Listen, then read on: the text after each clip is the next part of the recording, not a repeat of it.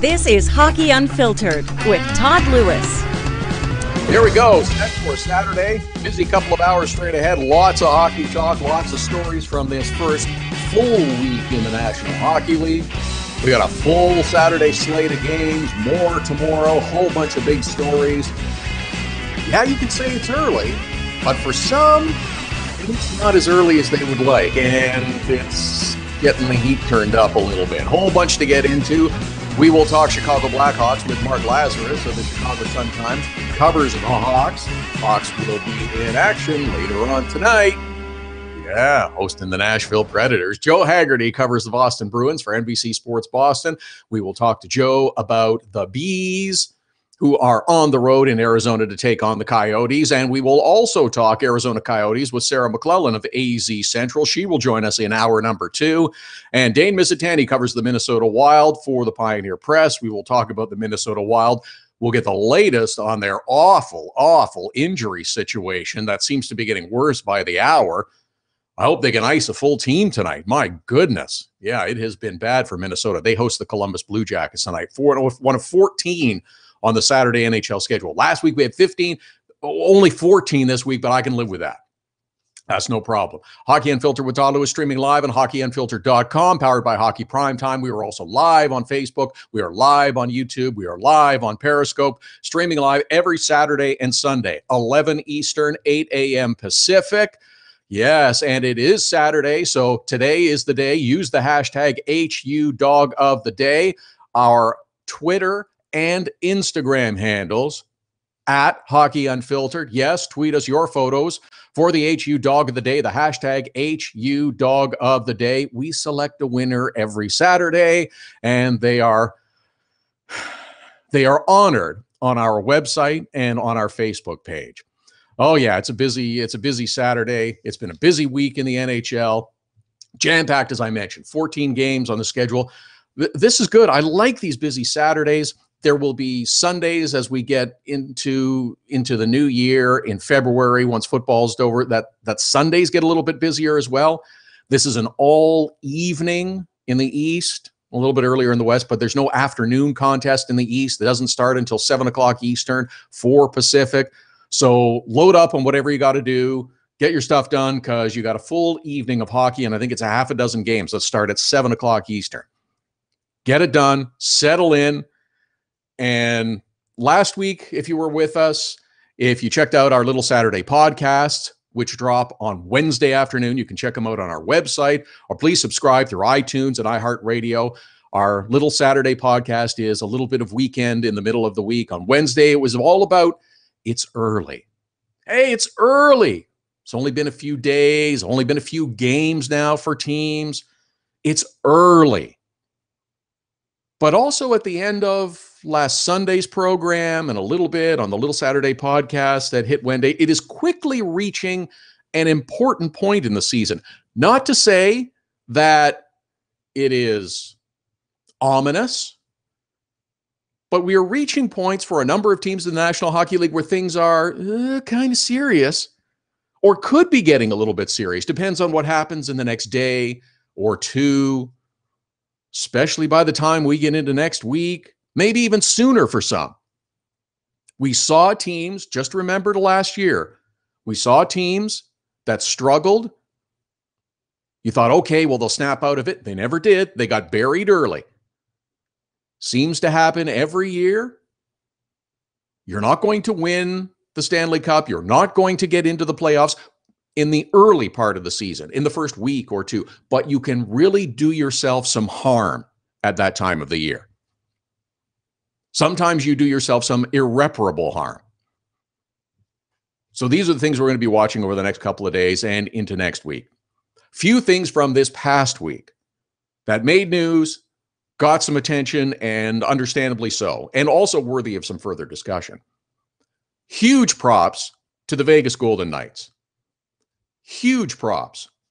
Watching that home opener at T-Mobile Arena this past week, opening night for the Vegas Golden Knights, it was beautiful, it was emotional, and it was perfect. After the horrible attack that had shattered that city Everybody's still raw. Everybody's still dealing with their feelings, with their emotions. Well, the Vegas Golden Knights wrapped their arms around the city. They helped with the healing. Wonderful, wonderful recognition of first responders and all those who have done all that they could to help. It was a very nice tribute to the 58 victims with 58 seconds of silence. Their names illuminated on the ice. Players were introduced with first responders, doctors and nurses, firefighters, police officers. It was absolutely perfect.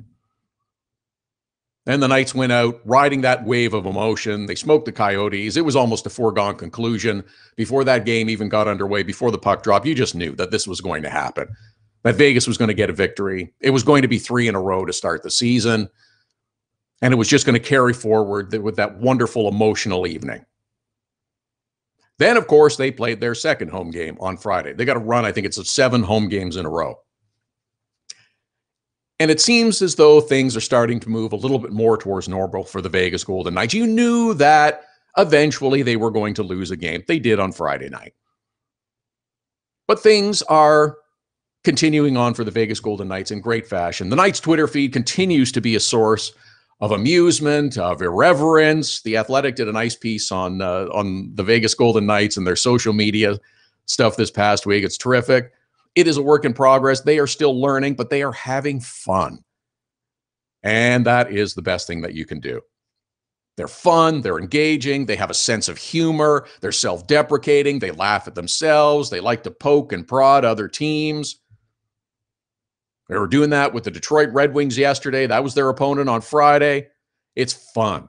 It is entertaining. And perhaps, I don't know, Vegas more than other teams, they understand that this is the entertainment business. Oh, sure, it's highly competitive sports and a prominent national, international sports league because it crosses border. But it is entertainment. And you have to engage your fans. You have to become part of the community and engage them and bring them in, especially in the case of Vegas as a new franchise. But that's what other teams need to be doing too. They dropped their first game on Friday. James Neal scored again. Man, oh man, James Neal scored again for the Vegas Golden Knights. They fell, though, to the Detroit Red Wings. It was inevitable they were going to lose. We're going to go on forever. Now we're going to start to see what kind of success Vegas might be able to have. They lost the game. And what happens after a loss is often the most important thing. If you had a nice winning streak of 5, 6, 7, 8 games, or in the case of Vegas, 3 games, it's what happens after a loss. Do you bounce back, or do you stumble and bumble along and you lose a few games and you lose all of the progress you've made? Now, the other thing with Vegas on Friday night,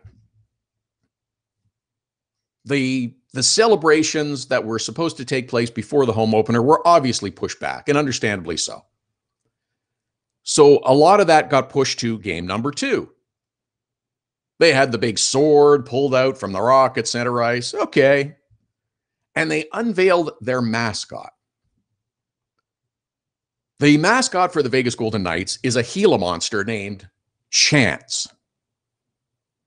It's because Bill Foley took a chance on Vegas, so that's how the mascot got its name.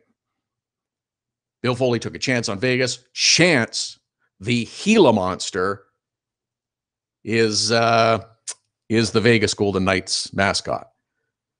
Now, it's kind of this yellowy, mustardy color, and I'm not really liking it all that much. I'm not a mascot person to begin with. So maybe I'm not the right person to ask. I think it looks kind of creepy. I mean, I think mascots are supposed to be kind of fun and engaging and bringing the crowd in. This mascot looks a little creepy. It's kind of a yellowy, mustardy. He's doesn't have like a smooth skin. And Gila monsters are desert creatures. They're like big lizards. And I don't know. It's a little creepy to me. Now, the internet and social media went wild with memes and all kinds of pictures and everybody poking fun at it. I could see kids running away from this thing frightened. I mean, it's just kind of got that little creepy look to it. We'll tweet and post on Instagram a few photos and a couple of the things of the Vegas Golden Knights mascot. But it's a little creepy to me. And Chance is the name. Wouldn't be my choice. Should be more friendly. I mean, if you're going to choose like a little lizardy kind of thing, shouldn't it be more like the Geico Gecko? I mean, he's kind of a funny guy, just kind of struts around, has a sense of humor and everything, but he's friendly and warm and inviting. This one's a little creepy. This is a scary Halloween costume kind of mascot. It's just not for me. Vegas lost last night. That means there are now no more undefeated teams in the National Hockey League because the New Jersey Devils also lost yesterday. They fell Friday night to the Washington Capitals 5-2. Alex Ovechkin was at it again. Scored another one. That's 9 on the season for Alex Ovechkin. 5 games, 9 goals for Alex Ovechkin. Everybody was wondering at the end of last year, oh, how's he going to be? Is he going to bounce back? Is he going to be able to score again? Yeah, he can score again. So now with 9 this season, Ovi's up to 567 for his career. 567 goals. 33 more. He'll have 600. He'll do that this season.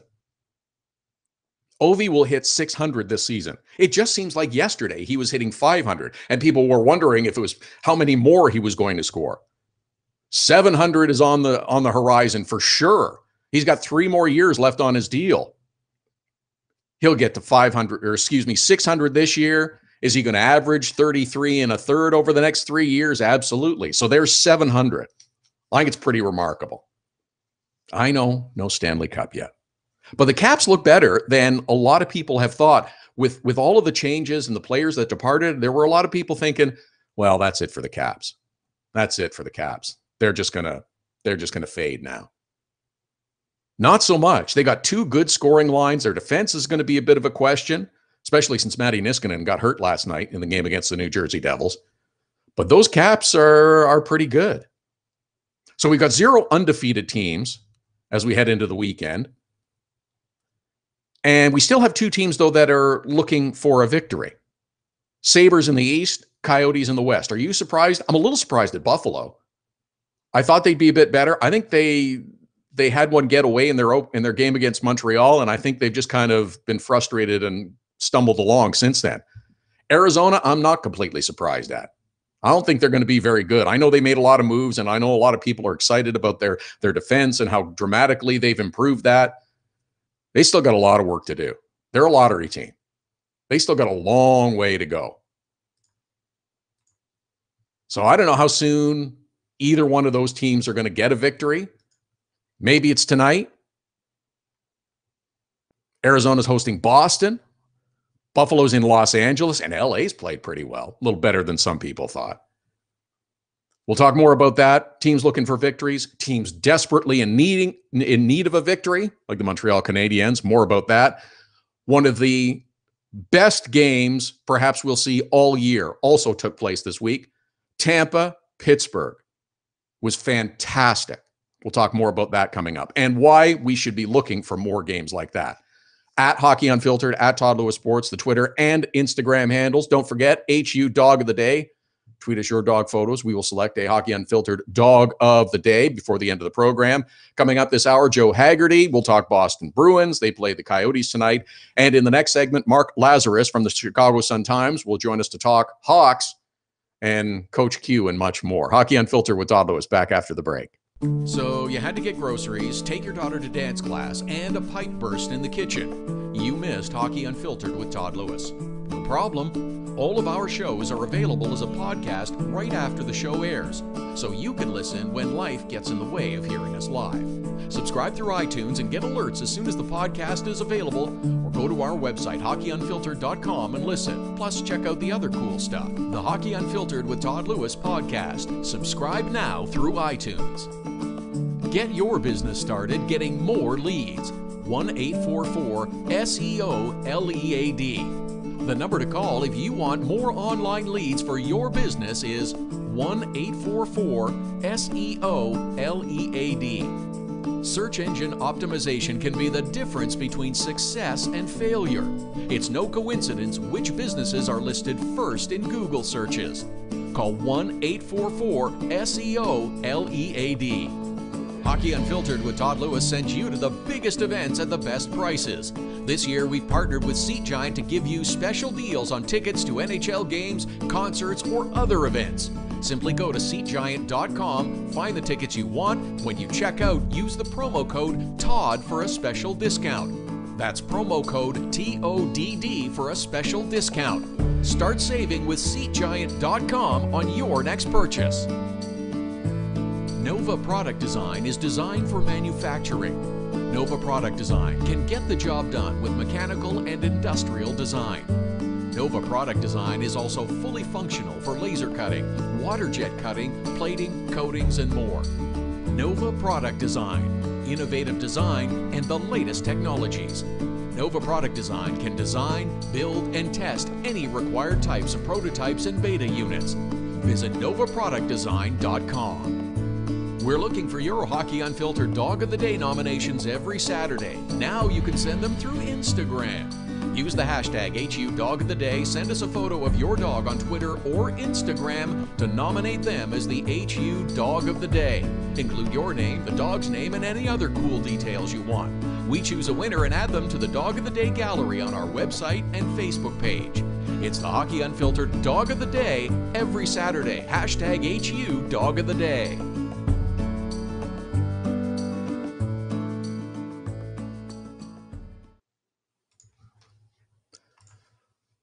Welcome back. Hockey Unfiltered with Todd Lewis. It's the Saturday edition here every Saturday and Sunday, 11 Eastern, 8 a.m. Pacific, streaming live at hockeyunfiltered.com, powered by Primetime Radio. Busy program today with 14 games, a lot to get into. Games tonight, games this weekend, and a bunch of stuff from this past week. Dane Mizutani talking about the Minnesota Wild, Sarah McClellan talking Arizona Coyotes, Joe Haggerty before the hour is out with some Bruins updates, and happy to welcome to the program now from the Chicago Sun-Times, covers the Chicago Blackhawks. You can follow him on Twitter at Mark Lazarus, and he joins us on the line now. Mark, good to talk to you, and nice to have you on. Is this a surprising Hawks team that you've seen at the start of the year? Is it one that has been on a mission, it looked like at times? A little bit. I mean, I think people were quick to write these guys off. They won 50 games last year, and people seem to have forgotten that based on one really, really bad week against the Nashville Predators. But they still have a terrific top nine. They brought Brandon Saad back. They still have Corey Crawford in goal. The defense was a big question mark, and it still kind of is. But, people who thought this team was just going to be like a missed the playoff team or a bubble team, I think they were forgetting just how good they were last season. Yeah, I agree with you. I think that's selling the Hawks a little bit short. I was curious about the Brandon Saad thing. It seemed as though that moving out Artemi Panarin might have been kind of playing a bit of whack-a-mole. Well, if we move this one here, that'll help out this line. But I wasn't sure how Panarin's departure was going to impact Patrick Kane and the rest of the Hawks lines. But it seems to be okay in the first few games. Yeah, I think what it came down to, besides the cost certainty of having a longer-term contract, because there's no way the Hawks would be able to keep Panarin in 2 years. It came down to Jonathan Toews needed Brandon Saad more than Patrick Kane needed Artemi Panarin. Panarin brought Kane to new heights. He had the best 2 seasons of his career, won the scoring title, won the Hart Trophy. But Jonathan Toews really struggled the last 2 seasons. He went through over a dozen left wings. He was skating with guys like Ryan Garbett and Victor Tikhonov and Andrew Shaw. None of those guys can hold a candle to Brandon Saad. So you bring Saad back, and all of a sudden Jonathan Toews looks like himself again, and it's working out great. And they got a backup goalie out of the deal, which they needed because they lost Scott Darling. That was a good trade. You look at some of the moves they made over the years have been questionable, and moving out Nicholas Chalmerson for Connor Murphy, we'll see how that works out. But I thought the Saad for Panarin was a no-brainer. So Brandon Saad was the one that got away, and they got him back at age 24. So I think that was a no-brainer. And you mentioned as well having the backup goaltender come as part of that as well with Anton Forsberg. And it also seems as though the reacquisition of Brandon Saad helps out because Marian Hossa is not on the Chicago Blackhawks roster this year. And I just don't know if enough people understand how big an impact that is, even at his advancing age. He was still just a tremendous player in the defensive aspect, but he could also burn you offensively too if given the chance. No question. Every year I've covered this team every year since 2013. Marian Hossa has been in my top 5 for the Selke. He's never gotten the credit he deserves. Everyone remembers him as the 40-goal scorer back with like the Thrashers and the Senators, but he's the best defensive player I've ever seen as a forward. I mean, he was extraordinary. And Brandon Saad, since his rookie season, we've all been calling him Mini Hossa because he basically plays that exact style of game. He's not Marian. He has that same ability, that two-way game, that size. He's so strong in the puck in the offensive zone. He's so fast on the back check to break up plays. He's always in the right spot. He's always around the net. He is very much, he modeled his game after Marian Hossa because when he was a rookie, he was on a line with Taves and Hossa, and they won 2 cups with that line. So he has very much modeled his game after Hossa, so he does fill a hole that is left. But man, it's really hard to replace Marian Hossa even at 39. Mark Lazarus is with us, covers the Chicago Blackhawks for the Chicago Sun-Times. At Mark Lazarus is how you follow him on Twitter. And the Hawks will host the Nashville Predators tonight. So I know fans are salivating at the thought of this game and the Preds coming into the United Center, and it's going to be a bit of a chance for revenge after being swept out of the postseason last year. How are the Hawks themselves trying to approach it? Yeah, I don't know how much revenge you can get in the 6th game of the season when the team knocked you out of the playoffs and went all the way to the final. So I don't think there's too much of that. It's hard. Like, this whole offseason we've been wondering if the Hawks overreacted to that series. If one really bad week made them rethink the whole philosophy that helped them win 3 Stanley Cups. Like, got to be harder to play against. You got to be grittier, all that stuff. And they went out and they get Lance Bowman and Tommy Wingels to help address those needs.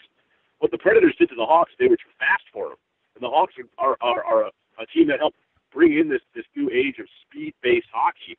And as they get older, they're losing some of that speed, and other teams are getting faster and faster. So, I don't think it's so much that they need revenge against the Predators, that they need to see what the Predators and a lot of other teams like the Penguins are doing and reshape their game to keep up with the modern-day NHL, which is starting to almost maybe just a little pass that by.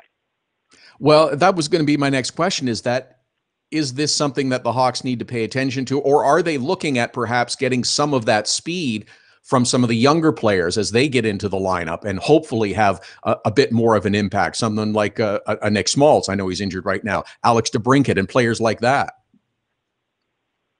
Yeah, Nick Schmaltz is really the key to this whole thing. He's missed the last 3 games with an upper body injury. He got sandwiched against Blue Jackets, in the 2nd game. In the 62 minutes he played, that line of Ryan Hartman, Nick Schmaltz, and Patrick Kane had 5 goals and 9 assists in a game, in less than barely a game. And then everything kind of fell apart when he was hurt and fell out of the lineup. So he has that speed. He has that ability to kind of just fly through the neutral zone and really open things up for Patrick Kane. So they need him desperately because the rest of the team isn't that fast. Jonathan Toews wants to get faster again, but he's never been a burner. He plays that heavier style. Artem Anisimov is not a fast center. The Blackhawks defense, Brent Seabrook is not fast. Connor Murphy is not fast. Cody Franzen is not fast. They don't have a ton of speed. But if you have that one line where Schmaltz can really get things going, the rest of the team is talented enough and skilled enough and on that top line strong enough that they can still do very, very well. And in a sense, dictate the style of play versus trying to combat the speed of others. Would that be a fair assessment? Exactly. The Predators dictated the pace, and a lot of teams have dictated the pace of the Hawks the last couple of years. And in 2010, 2013, and 2015, when the Hawks were at their best, when they had 4 great lines, and that third line was a true scoring line, they were the ones pushing the pace. They were the ones that dictated tempo. They need to get back to that level. Let's talk about a couple of the players that did come back this year. And you've talked a little bit about Brandon Saad, and I think he's been a nice acquisition. We'll wait and see how the trade works out for both. But Patrick Sharp coming back was an interesting one. Had an injury-filled season last year. He came back this year, seems to be healthy, seems to be okay. I don't know if he's back on top of his game 100% yet. I don't know that we're going to see the Patrick Sharp that we saw when he was with the Hawks before departure, but he can certainly be a positive influence on the team. Absolutely. He's done a nice job. He personally does look like he's in great shape. He's moving well. He participated in training camp. He hit all of his fitness marks early on in training camp.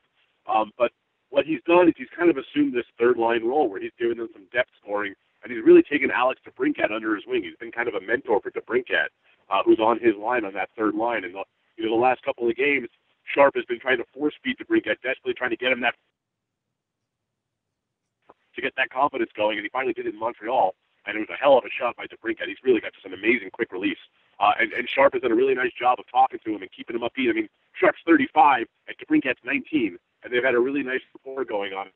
So So Sharp's taking on that kind of like older mentor role, where in the past he was maybe a little more concerned about his minutes and being a top-line guy, and that he's just so happy to be back in Chicago where he really feels at home, that he has gladly and taken on this, somewhat limited role, and he's really done a nice job with it.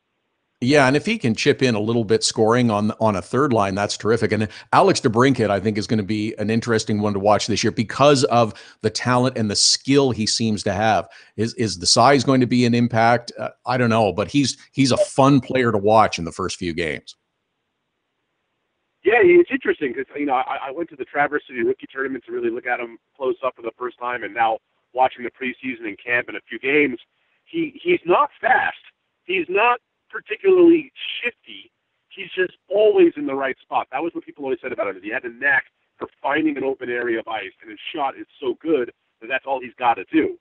He's weird. He's so small. He's listed at 5'7". I'm not even sure he's that tall. He is tiny out there, but it doesn't seem to matter. He's got that Patrick Kane-like ability to avoid contact. And again, in the modern-day NHL, you don't have to be some hulking 6'5", 225 guy. You can be a little guy if your shot is that good and if your savvy is that good. And he's done a real nice job. He's got a good stick. He's learning the defensive system. He's got Joel Quenneville's trust. You have to be pretty solid in your own end to get Joel Quenneville's trust at 19. And so far, he's done it. He's done a real nice job. Mark Lazarus covers the Chicago Blackhawks for the Sun-Times. At Mark Lazarus is how you follow him on Twitter. Okay, since you mentioned Coach Q, has he calmed down a little since the post game the other night, or is he still as bubbly and hot? I'll let you know in about 35 minutes when I talk to him for the first time since then. He was simmering pretty good after that, talking about the frustration. I understood it after the explanation that we got of how the rule was interpreted, but he certainly wasn't seeing it that way, and understandably so, because the game did tilt on that point, and that's what caused the frustration for him.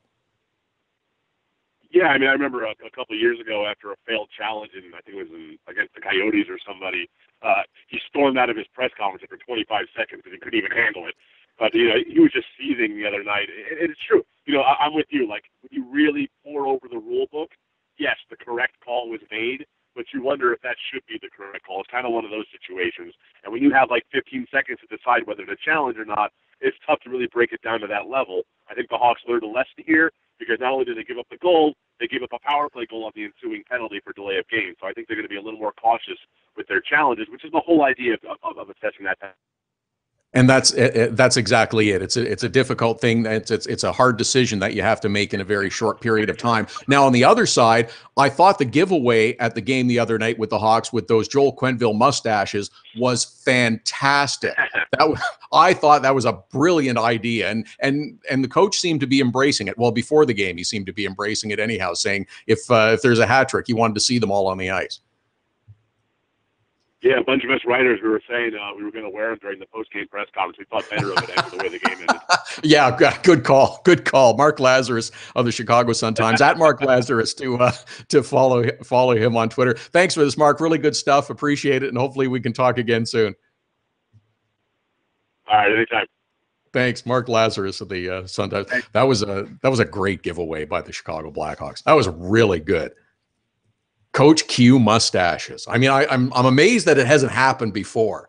Maybe they just couldn't work it out. But I thought it was a really funny giveaway. There's another good one, and there've been a couple of good promotions, and there's a good one coming up in Arizona tonight. I think is kind of cool. We'll talk more about that in the next hour. Coming up before the top of the hour, Joe Haggerty will join us from NBC Sports Boston. We'll talk about the Bruins. We're playing in Arizona tonight. Dane Mizutani will join us. We'll talk about the Minnesota Wild. Don't forget, follow us on Twitter and Instagram at Hockey Unfiltered, at Todd Lewis Sports, both on Twitter and Instagram. Hashtag HU Dog of the Day. Send us your photos, tweet them, send them via Instagram. We'll select the Dog of the Day and post their picture up on our website, up on our Facebook page. We do it every Saturday. It's the Hockey Unfiltered with Todd Lewis, Dog of the Day. Back to talk Bruins with Joe Haggerty after the break. There's special savings for Hockey Unfiltered listeners with our new ticket partner, Seat Giant. And Canadian fans can also purchase in Canadian dollars. Go to SeatGiant.ca, find the tickets you're looking for. Doesn't matter if it's NHL games, concerts, or any other event. You get a special discount with the promo code TODD. That's Todd with 2 Ds. Just enter the code, get the discount, you save. That's simple. Save on your next ticket purchase with Hockey Unfiltered and Seat Giant. The best way to get set for the busy Saturday night of hockey is with Hockey Primetime. Beginning at 5 p.m. Eastern, host Connor McKenna whips you around the league for the latest stories and info leading up to the early game starts. Plus, he'll give his own spin on the biggest stories in the National Hockey League. Hockey Primetime with Connor McKenna. Sometimes serious, sometimes a little goofy, but always interesting. Listen live at hockeyprimetime.com, 5 p.m. Eastern every Saturday. Search engine optimization is the key to success for your online business. It can be the key to success for any business. 1-844-SEO-LEAD is the number to call to get your business at the top of all searches. An official partner of Google, they have the tools necessary to make your business the one people notice first. 1-844-SEO-LEAD. Now you can nominate your dog or any dog you love as the Hockey Unfiltered Dog of the Day through Instagram. Every Saturday, Hockey Unfiltered with Todd Lewis will take your nominations for the Dog of the Day. Use the hashtag #HUDogoftheDay. Send us a photo with the dog on Twitter or Instagram to nominate your dog. We choose a winner at the end of the show, and your dog will be recognized in the HU Dog of the Day gallery on our website and Facebook page. Hashtag #HUDogoftheDay. Creativity and innovation are the hallmarks of Nova product design. Whether it's mechanical or industrial, cutting-edge technology and a commitment to excellence make Nova product design the company to choose. Prototypes and beta units are a Nova product design specialty. Striving for revolutionary new ideas and methods keep Nova product design at the forefront of innovation. Visit novaproductdesign.com and learn more.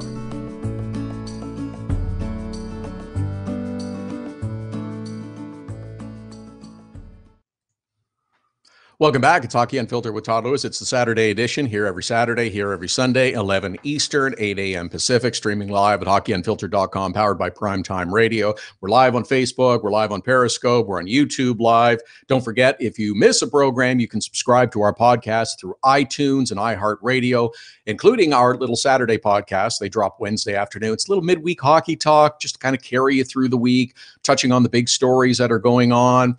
If there's anything big in the National Hockey League, we'll talk about it. We'll let you know what's coming up on the weekend, some exciting things. Little Saturday means it's a little bit of weekend in the middle of the week, hence the name, the Little Saturday Podcast. They drop on Wednesday afternoon. Again, subscribe to iTunes, through iHeartRadio. Working on connecting with Joe Haggerty from NBC Sports. The Bruins are playing in Arizona against the Coyotes this evening. Coming up later on, we'll also talk about the Coyotes and whether or not they're going to be able to perhaps get their first victory tonight against the Bruins. Sarah McClellan from AZ Central will join us. Dane Mizutani will join us as well from the Pioneer Press, covers the Minnesota Wild. So lots of Central Division talk today with the Minnesota Wild and the Chicago Blackhawks. Hawks hosting the Nashville Predators.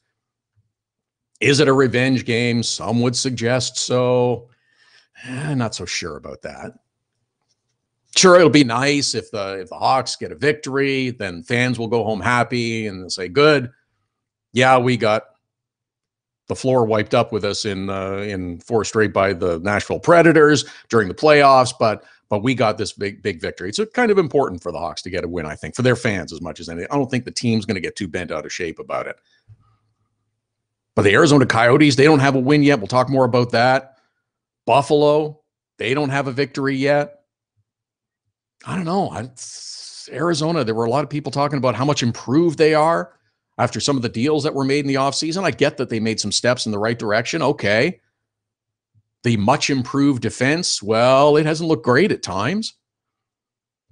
Derek Stepan coming in. Oh, that's great. He's going to be a number 1 center. Okay, that's fine. But he's not a number 1 center on a really good team. Going to be the number 1 center, I guess, for a while in Arizona, but they're not a really good team. Antti Ranta battling the injury bug now. Coyotes were a bit of an unknown to many, but I did expect more from Buffalo. I thought that they'd be I think they got kind of beat up. They let one get away from Montreal, salvaged a loser point. Then they got hammered by the Islanders. Then they got hammered at home by the Devils and really didn't need that. And now they head out onto the West Coast. Now, the team, though, that is facing the most scrutiny right now, that would be perhaps the Montreal Canadiens. The stove, I would say, is on simmer right now for the Montreal Canadiens.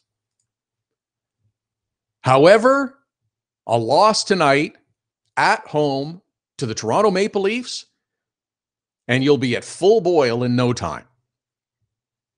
Montreal, I mentioned, they got a victory against Buffalo. Carey Price was the reason, but they have not been able to score this year. And no one should be surprised at this. No one should be surprised at this. They had issues with scoring last season. So over the summer, what happened? Leading into this season, the Montreal Canadiens added Jonathan Drouin, signed him to a big contract. Okay, that's a good move. You had to give up Sergachev to get him, which is a big price. We'll see how big a price it is. But I don't know. We'll see. That's a big price. And then you lost Alex Radulov. So it's a saw-off. You got some goals, but then you lost some goals. I mentioned this on the Little Saturday podcast. Marc Bergevin is going to be under so much heat. He already is, but he is going to be under so much heat. So much heat. If they lose tonight to the Toronto Maple Leafs. Montreal can't score. Yeah, you got Carey Price. Montreal can't score, but Toronto has been lighting up the scoreboard. The entire defense turned over. Shea Weber's great, but getting older by the minute. Andrei Markov, he could still play, but he walked. They trade Nathan Beaulieu. They trade Sergachev. The PK trade was the start. Couldn't get Radulov signed. And how about those players that Marc Bergevin has brought in this year? Oh, those big names. These are the players that are going to jump in and help. Peter Holland. Peter Holland, who had, I think, one good game for Colorado last year, and they cut him loose. Well, funnily enough, Montreal cut him loose. Man, oh man. That is going to be interesting if Montreal can't get a win tonight. I got more on the Montreal Canadiens game, the Toronto Maple Leafs. We want to shift over and talk about the Boston Bruins now, who are also looking for a victory on the road in Arizona to take on the Coyotes. Joe Haggerty covers the Bruins for NBC Sports Boston. At Hacks with Hags is how you follow him on Twitter, and he joins us on the line now. Joe, give us the update, first of all, on the health of some of those Bruins. How about Patrice Bergeron? I know we're desperate to see him back in the lineup.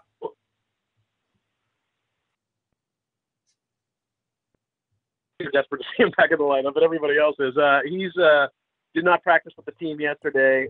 Skated by himself afterwards. Has not gone through a full practice in like 2 weeks. So he's not going to play tonight. I don't think he's going to play at all this weekend. The Bruins are leaving the door open if there's some kind of miracle and all of a sudden he's ready to go. I don't see it happening. So they may just rest him this weekend, continue to let him heal, and maybe, point towards they don't play again until Thursday. It just is the smarter thing to do here is to just continue to let him work at his own pace, and maybe that'll allow him to be ready next week. But, missing Patrice Bergeron, your best all-around player for the first 5 games of the year, is certainly not the way the Bruins drew it up, but it looks like that's what's going to happen. Well, especially you're missing Patrice Bergeron, but there have been other times that you watch the team and they look like there have been lapses too. There's been lapses defensively on some of the teams, and the goaltending at times as well. You've kind of looked and thought, that's maybe not what I was expecting from Tuukka Rask. And that just sort of amplifies a player like Patrice Bergeron being out of the lineup. No doubt. The last 2 games, the 2 losses to Colorado, there's been a lot of bad things happening on the ice, and it's been spread out in a lot of different areas. Obviously there's been underperformance, and Tuukka Rask has been average in some games, and he was really bad, I thought, in the Monday matinee loss to the Colorado Avalanche. So now after 3 games where it hasn't been vintage. Far from it. He's got about an 870 save percentage. You're going to see Anton Hudobin tonight against the Arizona Coyotes. They'll get the backup in there, see if that can change the mojo a little bit with what's been going on with the Bruins the last couple of games. But yeah, forecheck getting too over-aggressive, defenseman pinching too much and causing breakaways the other way, simple defensive zone coverage and blown assignments in the D zone. Not enough players that are attacking offensively. You've only got one player that's got more than 10 shots on net after 3 games. That's David Pastrnak. There's been a lot of problems team-wide, but as I said before, I think Patrice Bergeron does so many things well and plays in every situation that, he's one of your main penalty killers. He's the bumper position on the top power play unit where everything kind of goes through. He centers 2 of the most important wingers on the team right now, Brad Marchand and David Pastrnak, who are both off to slow starts. I think so much of what goes on, and I'm not even talking about the leadership component in the dressing room, which both he and David Backes being out, you miss a lot when those guys aren't there. You put all this together, and the team is struggling, and it's also very clear they are missing their best player because so many areas are going wrong for them, and he affects so many different areas. And, they need him to get back soon, but they also need to start finding some of their own answers this weekend without him before the Bruins management starts getting impatient with some of these players. Joe Haggerty is with us, covers the Boston Bruins for NBC Sports Boston. @HacksWithHags is how you follow him on Twitter. Have you got an update on David Backes since you mentioned his name and him being on the IR as well? Yeah, he's skated. He's back skating the last couple of days. There's been no update as far as when he's going to return.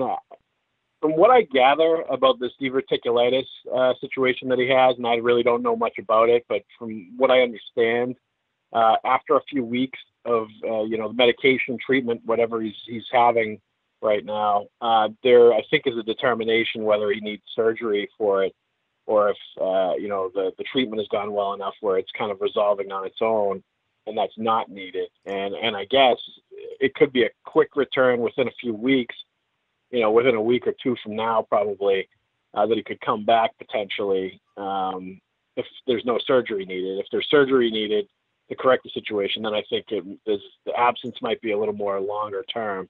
I'm not exactly sure how long, but the Bruins have their fingers crossed that everything goes well, his treatment's going okay, and he's going to be able to come back. But I think they're waiting on him to go back to the doctor to get the final word before that happens. But the fact that he's on the ice and skating, that's a good sign. But until they get a word from a doctor, I think they're not going to know exactly what's going on there. Okay, let's talk about some good things and some of the good young players on the Bruins roster. Jake DeBrusk had that memorable first goal, and his dad, Louis, was crying in the stands and made for a wonderful moment. Anders Bjork is another player who shows some promise, and those 2 players and others are going to be relied upon more by the Bruins going forward. No doubt, and Charlie McAvoy you put in that category too. I guess. Oh yeah, first-year player, and they were so good on opening night against the Nashville Predators, and really showed everything they could do, and showed that they could play in the league, and what they could do when they're at their best. And with rookies, you're going to see those good moments, and you're going to see the not so good moments. And I think we've seen a little bit of both, where they were great on opening night, and I think Charlie McAvoy's been pretty good. But DeBrusk and Bjork were very, very good on opening night, and then the last couple of games, along with everybody else, we've seen a little bit of a valley that these peaks and valleys that the rookies go through in their first years.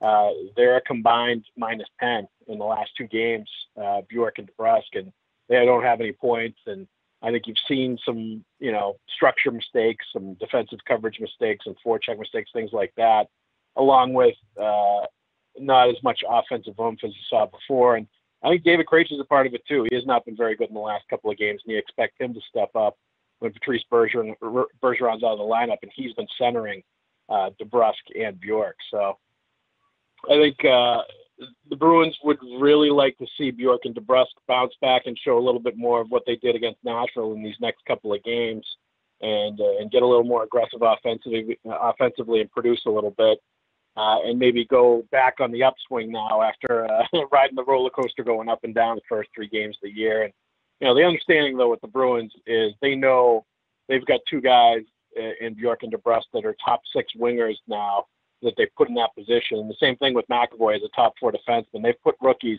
in these very prominent positions in their lineup, and a bunch of them.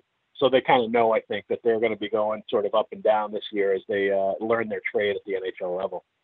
Charlie McAvoy, just quickly before I let you go, the Charlie McAvoy, though, watching him, he looks like he has all the confidence in the world, like he gets the puck on his stick, he can do whatever he wants to do, and then he just seems to back it up. It's not an arrogant confidence at all, but just a real strong confidence in his own ability and what he wants to do going forward. I really like him as a player. Yeah, no doubt. There is some swagger to his game. It's not an arrogance, but it's certainly a confidence. Like, he knows what to do out there, and he's very sure of his capabilities and his abilities to do it. And, he creates offensively. He's on the power play. He skates the puck up the ice, great first pass. I think he's a big kid, so I think opponents don't expect him to skate as fast as he does with the puck, but he's got some pretty good skating speed. The offensive tools in the toolbox. And then you also see him starting to get comfortable doing other things. Like the other game against Colorado, he absolutely leveled Nathan McKinnon, open ice hit by the defensive blue line. And I think that's a big part of his game too. And you're going to start to see that more and more as he gets more comfortable at the NHL level. But yeah, there's nothing not to like about Charlie McAvoy, and the comparisons that continue to be made favorably to Drew Doughty, I think, are right on. And I think he's going to be that kind of player for the Bruins. Joe Haggerty at Hacks with Hags to follow him on Twitter from NBC Sports Boston. Really appreciate it today, Joe. Thanks for the time, and hopefully we'll have you back again soon. We got it, bud. Good talking to you. Take care. Thanks, Joe Haggerty from NBC Sports Boston. Just watching Charlie McAvoy play. Got a little taste of it last year, but boy, oh boy, just this season, he just looks like he is ready to blossom and just be a tremendous defenseman for the Boston Bruins going forward. Going to be fun to watch that game. Boston and Arizona. Anton Khudobin going to get the start. Sometimes that's good for a team. Just kind of fall back to the backup, just kind of gets everybody refocused and understanding what their assignments and what their duties are. Sometimes that's good for a team. We'll see. We'll talk about the Arizona perspective of it in the next hour with Sarah McClellan from AZ Central. Dane Mizutani also coming up in the next hour. A little more on Montreal and the big game tonight between the Montreal Canadiens, Toronto Maple Leafs, one of 14 on the Saturday schedule. Hockey Unfiltered with Todd Lewis, back after the break. Hockey Unfiltered with Todd Lewis sends you to the biggest events at the best prices. This year, we've partnered with Seat Giant to give you special deals on tickets to NHL games, concerts, or other events. Simply go to SeatGiant.com, find the tickets you want. When you check out, use the promo code TODD for a special discount. That's promo code TODD for a special discount. Start saving with SeatGiant.com on your next purchase. Look, we know it happens. Life gets in the way, and sometimes you can't catch the live edition of Hockey Unfiltered with Todd Lewis. But we've made it easy for you to catch up on the show you might have missed. Hockey Unfiltered with Todd Lewis is available as a podcast on iTunes, iHeartRadio, and Blog Talk Radio. You don't want to miss an episode. If you miss the live show, check out the podcast. Don't miss any shows. There's a test coming up later. Subscribe now. Get your business started getting more leads. 1-844-SEO-LEAD. The number to call if you want more online leads for your business is 1-844-SEO-LEAD. Search engine optimization can be the difference between success and failure. It's no coincidence which businesses are listed first in Google searches. Call 1-844-SEO-LEAD. Use the code Get the Savings. Hockey Unfiltered with Todd Lewis listeners save with Seat Giant and the promo code TODD. That's TODD at SeatGiant.com. Just log on to SeatGiant.com to find the best tickets to NHL games, concerts, or whatever you want and save. Use the promo code TODD. That's TODD when you check out and you save. Canadian listeners can save at SeatGiant.ca. That's SeatGiant.com and .ca. Cutting-edge design for manufacturing, Nova Product Design, Industrial Design, Mechanical Engineering and Design.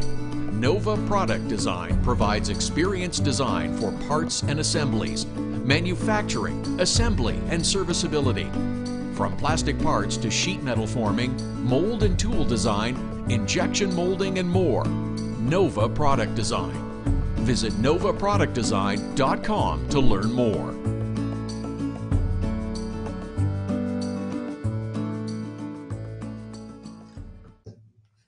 Welcome back, Hockey Unfiltered with Todd Lewis. It's the Saturday edition, here every Saturday and Sunday, 11 Eastern, 8 a.m. Pacific. Streaming live at hockeyunfiltered.com, powered by Primetime Radio. We're live on Facebook. We're live on Periscope. We're on YouTube Live. Subscribe to our podcast through iTunes and iHeartRadio. Busy show coming up. First hour is flying by.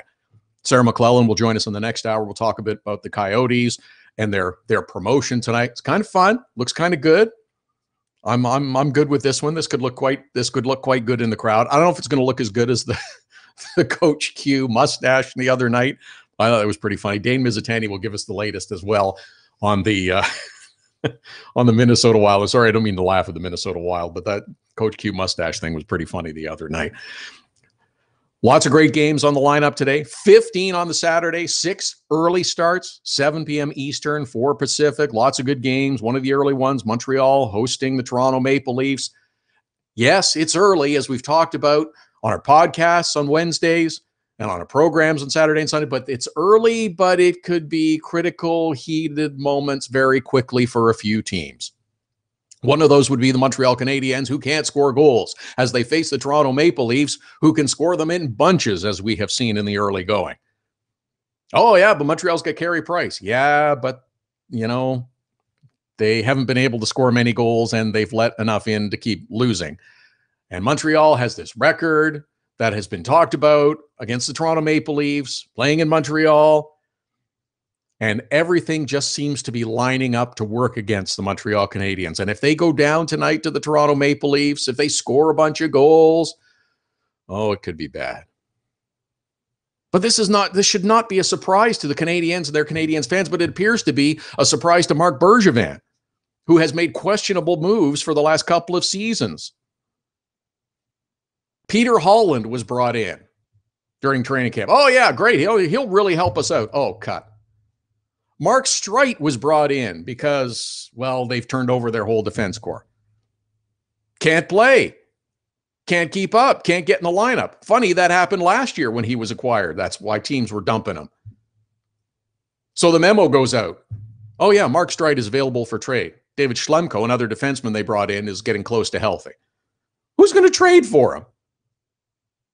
So, to no one's surprise, he clears waivers. How about the move at the trade deadline last year? That trade of Sven Andrighetto, who could never seem to get his way into the Montreal Canadiens lineup, to the Colorado Avalanche. All he's done is score and produce since he went to Colorado. Last year they got him. He played 19 games, scored 5 goals, got 10 assists. This year, in 5 games, he's got 3 goals and 3 assists. And who did the Habs get for him? Well, Andreas Martinson, of course. Oh, yeah, who's no longer with the team and playing in Rockford. Then there's the whole Alex Galchenyuk drama that continues to roll along day after day. Comes in, he's the high draft choice. He's going to be the one that's going to help us. He's going to be the big center that every team wants. But we're going to start him on the wing. Yeah, we think that'll make the transition easier. There were questions about Galchenyuk even before he was drafted. Had that injury shortly before his draft. Everybody thought he was okay. He's been injured a couple of times since. He had a coach, and I don't think served him very well at all, in Michel Therrien, but I don't think he served a lot of guys well. He went back and forth between center and the wing. The spotlight has been on him since his name was called, and it's gotten brighter since he had that 30-goal season. It has been crazy. Now the stories coming out of Montreal are, I think we need to be nicer to him. I think they should try and be nicer to him. This can't end well, can it? I mean, everything is just lining up for the game tonight. Maybe different, might work out differently. If they get a win tonight, does that solve everything? If they can beat the the arch rival, the forever rivals, if you will, Toronto Maple Leafs, does that make everything okay for the Canadiens? I don't think so. It's only one game, but it will keep the heat on the stove down at a simmer level rather than going to full boil. But just look at these questionable moves. Questionable is a complimentary term. Turned over your whole defense and still haven't been able to acquire forwards of a significant impact. Charles Hudon seems to be working out okay. Will he get a chance to thrive? Philippe Danault was a nice acquisition, but he's not a big impact player. Montreal is just kind of stuck in the middle with you. Not moving forward, but we got a great goaltender. We got a great goaltender that we had to sign to a huge deal last summer. Otherwise, the potential was he could walk. Marc Bergevin backed into corner, and you want to do that. You want to sign Carey Price. That's a cornerstone to build your team around. However, all the other moves, boy, oh boy, questionable at best. Now, I'm not saying that Marc Bergevin wasn't trying to do something else, bring in some other players, trying to re-sign his unrestricted free agents and Andrei Markov and Alex Radulov. But it's about producing. You've got to have the players. You worked hard, and you got Radulov there. In Montreal, you were the one that only wanted a one-year deal and stuck to it. And he signed. And then he walked. Andrei Markov wanted to finish his career in the National Hockey League as Montreal Canadien. And you waited and you looked and you signed a free agent defenseman and you waited and you looked and he walked. We need some players. We need some bodies. Who are we going to bring in? That's kind of a tough one. Who are we going to bring in? How about Mark Streit? Hell, that'll help fill out our defense. Yeah, I don't think so. Who are we going to bring in? Oh, we need some help up front. We need some forwards. We need a center. We need someone that can help us. Peter Holland. Oh yeah, that'll work. That'll work. Now, you did get Paul Byron last year. And everybody keeps saying it's a great waiver pickup. It was fantastic. And look at the production he had last year. Career year, doubled his output. Is he going to do that again this year? Andrew Shaw. That's a questionable acquisition. It's a lot of money for a lot of term, but you got him. This could go really bad really quickly for Montreal. They lose big tonight. They lose handily tonight to the Toronto Maple Leafs. Watch this go up to a full boil in no time. That's just one of 14 games on the Saturday schedule. We love the busy Saturdays. We'll talk about more of the games coming up, some good matchups as well, some really good games on the schedule tonight for early season. And I want to talk about a game that took place this past week. One of the best we'll see perhaps this year. Certainly, from what I've seen, best game in the early going. We'll talk about that and much more. At Hockey Unfiltered, at Todd Lewis Sports, hashtag HU Dog of the Day. Tweet us, send us your photos on Instagram, nominate your dog for the Hockey Unfiltered Dog of the Day. Photo goes up on our website and on our Facebook page. Back with much more after the break. The best way to get set for the busy Saturday night of hockey is with Hockey Primetime. Beginning at 5 p.m. Eastern, host Connor McKenna whips you around the league for the latest stories and info leading up to the early game starts. Plus, he'll give his own spin on the biggest stories in the National Hockey League. Hockey Primetime with Connor McKenna. Sometimes serious, sometimes a little goofy, but always interesting. Listen live at hockeyprimetime.com, 5 p.m. Eastern every Saturday. Creativity and innovation are the hallmarks of Nova Product Design. Whether it's mechanical or industrial, cutting-edge technology and a commitment to excellence make Nova Product Design the company to choose. Prototypes and beta units are a Nova Product Design specialty. Striving for revolutionary new ideas and methods keep Nova Product Design at the forefront of innovation. Visit novaproductdesign.com and learn more. Hockey Unfiltered with Todd Lewis sends you to the biggest events at the best prices. This year, we've partnered with Seat Giant to give you special deals on tickets to NHL games, concerts, or other events. Simply go to SeatGiant.com, find the tickets you want. When you check out, use the promo code TODD for a special discount. That's promo code TODD for a special discount. Start saving with SeatGiant.com on your next purchase. Being on the World Wide Web is great. Being found is the tricky part. 1-844-SEO-LEAD. Search engine optimization is the only way your business can get a leg up on the competition. 1-844-SEO-LEAD. For the necessary tools to make your business stand out in a crowded marketplace, 1-844-SEO-LEAD. Now it's even easier to nominate your dog as the Hockey Unfiltered Dog of the Day. We do it every Saturday. Send us a photo on Twitter or now on Instagram with the hashtag HU Dog of the Day. We choose a winner every Saturday. That's simple.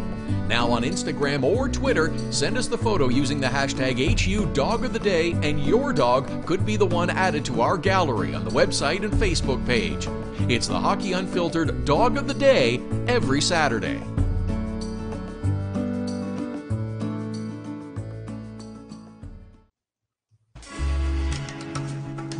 This is Hockey Unfiltered with Todd Lewis. Hour number 2 on the Saturday program. Busy hour ahead, lots to get into with 14 games in the Saturday schedule. A few stories from this past week we haven't been able to touch on yet. We'll get to all that coming up. Dave Mizutani will join us this hour. We will talk about the Minnesota Wild, their injury situation, who might be in the lineup for the Minnesota Wild. Good boy. And they got Columbus coming in too. That's a tough matchup. Also coming up this hour, Sarah McClellan from AZ Central will join us. We'll talk about the Arizona Coyotes, and we'll see if they might be able to get their first victory of the season tonight as they host the Boston Bruins. As mentioned, it's one of 14 on the Saturday schedule. At Hockey Unfiltered, at Todd Lewis Sports, the Twitter and Instagram handles. Tweet us your photos. HU Dog of the Day is the hashtag. Hockey Unfiltered Dog of the Day. We do it every Saturday. Look for your nominations on Twitter, on Instagram. Use the hashtag HU Dog of the Day. Send them to us, and we pick a winner every Saturday. Get some great photos like the working dogs, like the service dogs, big dogs, little dogs. They do not have to be wearing hockey garb. We have had great nominees in the past, decked out in gear. Our winner last week, as a matter of fact, had a very cool hat on. So it's optional. You don't have to, but feel free to. Use the hashtag HU Dog of the Day. Streaming live at hockeyunfiltered.com, powered by Primetime Radio. Live on Facebook, live on Periscope, live on YouTube here every Saturday and Sunday starting at 11 Eastern, 8 a.m. Pacific. And looking forward to a busy night in the NHL. Lots of interesting things. Minnesota Wild, as I mentioned, we'll talk more about that. They've got a bunch of players out of the lineup. Oh, I don't know. There's a lot of good games tonight. Ottawa's at Edmonton. Ottawa had a big win last night against Calgary. Panthers and Pens. Pittsburgh lost to Tampa. Florida had a win against St. Louis. St. Louis is in Tampa tonight. Two good teams. Devils and Rangers. Devils lost their first game on Friday. Rangers, boy, oh boy, what's up with the Rangers? Nashville and Chicago, we were talking a bit about in the last hour. Oh, yeah, that's going to be an interesting one. Calgary goes to Vancouver. Oh, yeah, what's going to happen there? Well, I don't know. Montreal and Toronto, the Saturday night matchup in Montreal. Canadiens can't score. Leafs have scored a whole bunch. The other thing working against Montreal is Toronto lost on Wednesday to New Jersey. Montreal hasn't played in a few days. Toronto lost their last game. You know, Mike Babcock is going to refocus that team. He's going to love to win in Montreal if he can do it. The optics of this could be very bad. This past week, though, I mentioned Pittsburgh losing to Tampa Bay. Thursday night, anyone who was watching this game, if you were able to be present, good for you. But this is what a game is what I would be looking for. Pittsburgh Penguins, Tampa Bay Lightning. It was a fantastic display. Great offensive skill. There was great goaltending, even though there were a whole bunch of goals scored. 5-4 was the final. There was great goaltending by both as well. Lots of scoring, which is nice. Great excitement. Plenty of scoring chances at times. At times, they were going back and forth, up and down the ice at breakneck speed, trading great chances. As I mentioned, Tampa came out on top. It was 5-4 as the final. It was a fun game to watch. I tweeted out on Thursday night at Hockey Unfiltered, at Todd Lewis Sports, the Twitter and Instagram handles. Could we just fast forward to the spring and have 7 games of this with Pittsburgh and Tampa playing this kind of hockey? It was wonderful to watch. Now, I know it's going to be some that suggest, oh yeah, sure, it was that kind of hockey. No touch, just teams shooting the puck and scoring. No, no, no, no, no. There were hits. There was body contact. There was physical play. The hits, as registered, were 24-16. 40 hits in the game. Now, that's not record-breaking. But it's not nothing either. It was a great combination of two really talented teams, both displaying their skill, both displaying their speed. It was breathtaking to watch at times. Just a great combination. Now, the difficult part is not every team has enough talent to participate in this type of game. That's the reality. I mean, you'd love to see it in every game, every night. But of the 14 games tonight, you're not going to see 14 games where teams go back and forth up the ice, scoring 9 goals in total, little bit of physical play, some good hits, good hard checking. Not every team's that good. But when you get a chance to see it, it's fantastic. It's wonderful. But this is the type of thing that you should be striving to get more of. If you're able to see it, it's a beautiful game to watch. Had everything. Had really good skill, lots of physical play, it was fun, it was entertaining. And you're in the entertainment business. I don't think anybody would object to having this as the standard, if you will, as the type of game you want to see in the NHL. Lots of scoring, because I don't think there's enough scoring. An average of 5.2 or 5.4 or 5.5 goals, whatever it is. It's not enough scoring in a game. Scoring chances are great, but the puck going in the net is essential because that's where the gratification is. That's where the excitement comes from. You're only going to get so excited if you get to the edge and then stop. You have to have the gratification and the celebration afterwards. But this is the standard. This is the type of game that you should be striving for. It was physical. There were 40 hits in the game. It wasn't a no-touch game. It wasn't pond hockey. There were great moments of it where there were chances back and forth, but there was also a lot of physical play. And this is what you want, the combination of the two. In some ways, the stricter or the actual enforcement of the rule book on slashing calls and on faceoffs too, this is a way to elevate that standard. This is a way to get to that point in the league so that you have more games like that. You don't have necessarily the same talent level as those two teams, who I expect will be top teams in the East, but you're going to get that type of game. They're trying to elevate the skill level of the game. Why do players slash? They're out of position. They're trying to catch an opponent. They've been beaten on a play, and they're trying to reel a player in, knock the puck away from him. So that's where the slash comes from. It's a player who's reaching around, reaching from behind. He's trying to get the puck away from an opponent. He's been caught out of position, and he's vulnerable, and the scoring chance could result. So you wind up and whack the stick. If it became tolerated, it became allowed, it's become encouraged. This was a method of checking a player. It deteriorates the skill level of the game. And it's going to take more time than the first 10 days of the season to get it back to where it's at a more acceptable level. There are still teams that are learning. There are some teams that have figured it out better and quicker, but there are still teams that are learning, and it's going to take a while. Still, teams get called a bunch of times for slashing. Friday night, Anaheim got hammered. A whole bunch of slashing calls last night. Colorado Avalanche, they were fast to the puck, and the Ducks were just hacking and whacking for a while. People are still complaining about the number of penalties over the number of calls per game being up. Now they are. The slashing calls are way up, like 400% or 500% from a year ago in the first 10 days of the year.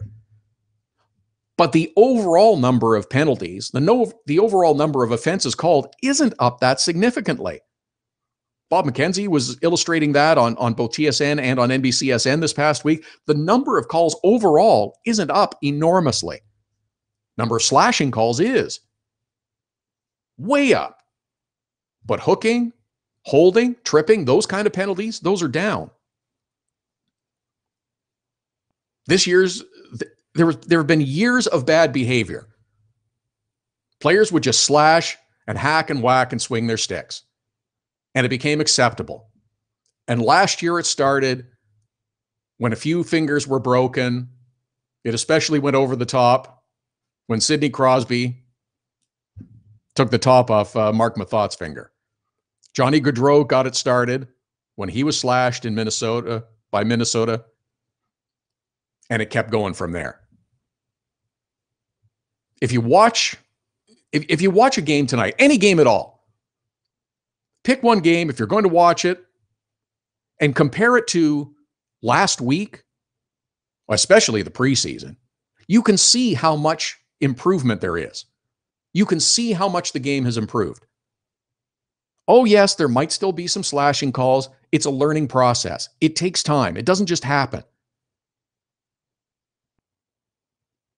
The Anaheim Ducks had trouble last night. They struggled figuring it out. They were slashing. I think they took 5 slashing penalties early on.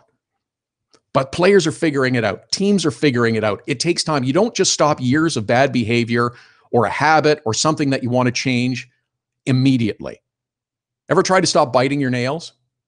Maybe when you were a kid, you used to bite your nails when you were a teenager or something, and you got a little bit older. It's like, oh, I'm biting my nails. It looks bad, and I want to impress someone. Looks bad. I'm going to try and stop biting my nails. It doesn't just happen. It takes time. Who really just woke up one morning and said, that's it, I'm stopping? Well, if you do, good for you. It doesn't work that way, though. People try to stop drinking coffee. I don't know why, but people sometimes will try to stop drinking coffee. Oh, I want to cut down on the caffeine. I'm going to cut down on my coffee. But occasionally you'll have a bad day. You'll slip. You'll have a little coffee. You'll feel better. But it's like, okay, there's an ebb and flow to it and a process to it. It doesn't just happen immediately. You want to stop biting your nails? Okay, you might try technique. But sometimes it takes a little while. It doesn't just happen. Again, I don't know why anybody would stop drinking coffee, but that's okay. At Hockey Unfiltered, at Todd Lewis Sports, Todd at hockeyunfiltered.com is the email. At Hockey Unfiltered, at Todd Lewis Sports, the Twitter and Instagram handles. Hashtag HU Dog of the Day, taking your nominations for the Hockey Unfiltered Dog of the Day. We do it every Saturday. Look for your photos. Send us your photos. Use the hashtag HU Dog of the Day. And we pick a winner. The photo goes up on our website, hockeyunfiltered.com, goes up on our Facebook page. Glory and recognition for both pet and owner. Hashtag HU Dog of the Day. Coming up before we are done, Dane Mizutani will join us. We'll get the latest on the Minnesota Wild and their injury situation. Coming up after the break, it's Sarah McClellan from AZ Central. We'll talk about the Arizona Coyotes and their season ahead. I think they're experiencing some growing pains, and it could be growing pains for much of the season. They also have a very cool giveaway tonight at the game. We'll talk about that and much more. Hockey Unfiltered with Todd Lewis, back after the break. Hockey Unfiltered with Todd Lewis sends you to the biggest events at the best prices. This year, we've partnered with Seat Giant to give you special deals on tickets to NHL games, concerts, or other events. Simply go to SeatGiant.com, find the tickets you want. When you check out, use the promo code TODD for a special discount. That's promo code TODD for a special discount. Start saving with SeatGiant.com on your next purchase. Get your business started getting more leads. 1-844-SEO-LEAD. The number to call if you want more online leads for your business is 1-844-SEO-LEAD. Search engine optimization can be the difference between success and failure. It's no coincidence which businesses are listed first in Google searches. Call 1-844-SEO-LEAD. We know you hate to miss an episode of Hockey Unfiltered with Todd Lewis, so you don't have to. All of our shows are available as podcasts just after the live broadcast finishes. Yeah, we have dozens of little elves that work really hard and get all the audio put together and then distributed out into the universe. Not exactly, but it's available through our website, and you can subscribe through iTunes, iHeartRadio, Blog Talk Radio, and all kinds of other places. Hockey Unfiltered with Todd Lewis, always available on demand. Check it out on our website. Cutting-edge design for manufacturing. Nova Product Design. Industrial design, mechanical engineering and design. Nova Product Design provides experienced design for parts and assemblies, manufacturing, assembly, and serviceability. From plastic parts to sheet metal forming, mold and tool design, injection molding, and more. Nova Product Design. Visit novaproductdesign.com to learn more. So you had to get groceries, take your daughter to dance class, and a pipe burst in the kitchen. You missed Hockey Unfiltered with Todd Lewis. No problem. All of our shows are available as a podcast right after the show airs, so you can listen when life gets in the way of hearing us live. Subscribe through iTunes and get alerts as soon as the podcast is available, or go to our website, hockeyunfiltered.com, and listen. Plus, check out the other cool stuff, the Hockey Unfiltered with Todd Lewis podcast. Subscribe now through iTunes.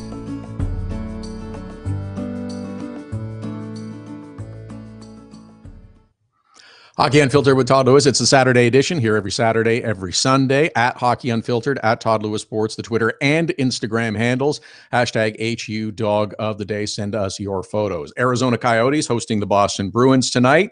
Arizona looking for their first victory. Sarah McClellan covers the Yotes for AZ Central. You can follow her on Twitter at AZC_McClellan. She joins us now. She's squeezing us in for a few minutes. Sarah, is this it? Is this the night the Yotes are going to get that first victory? Can you feel it?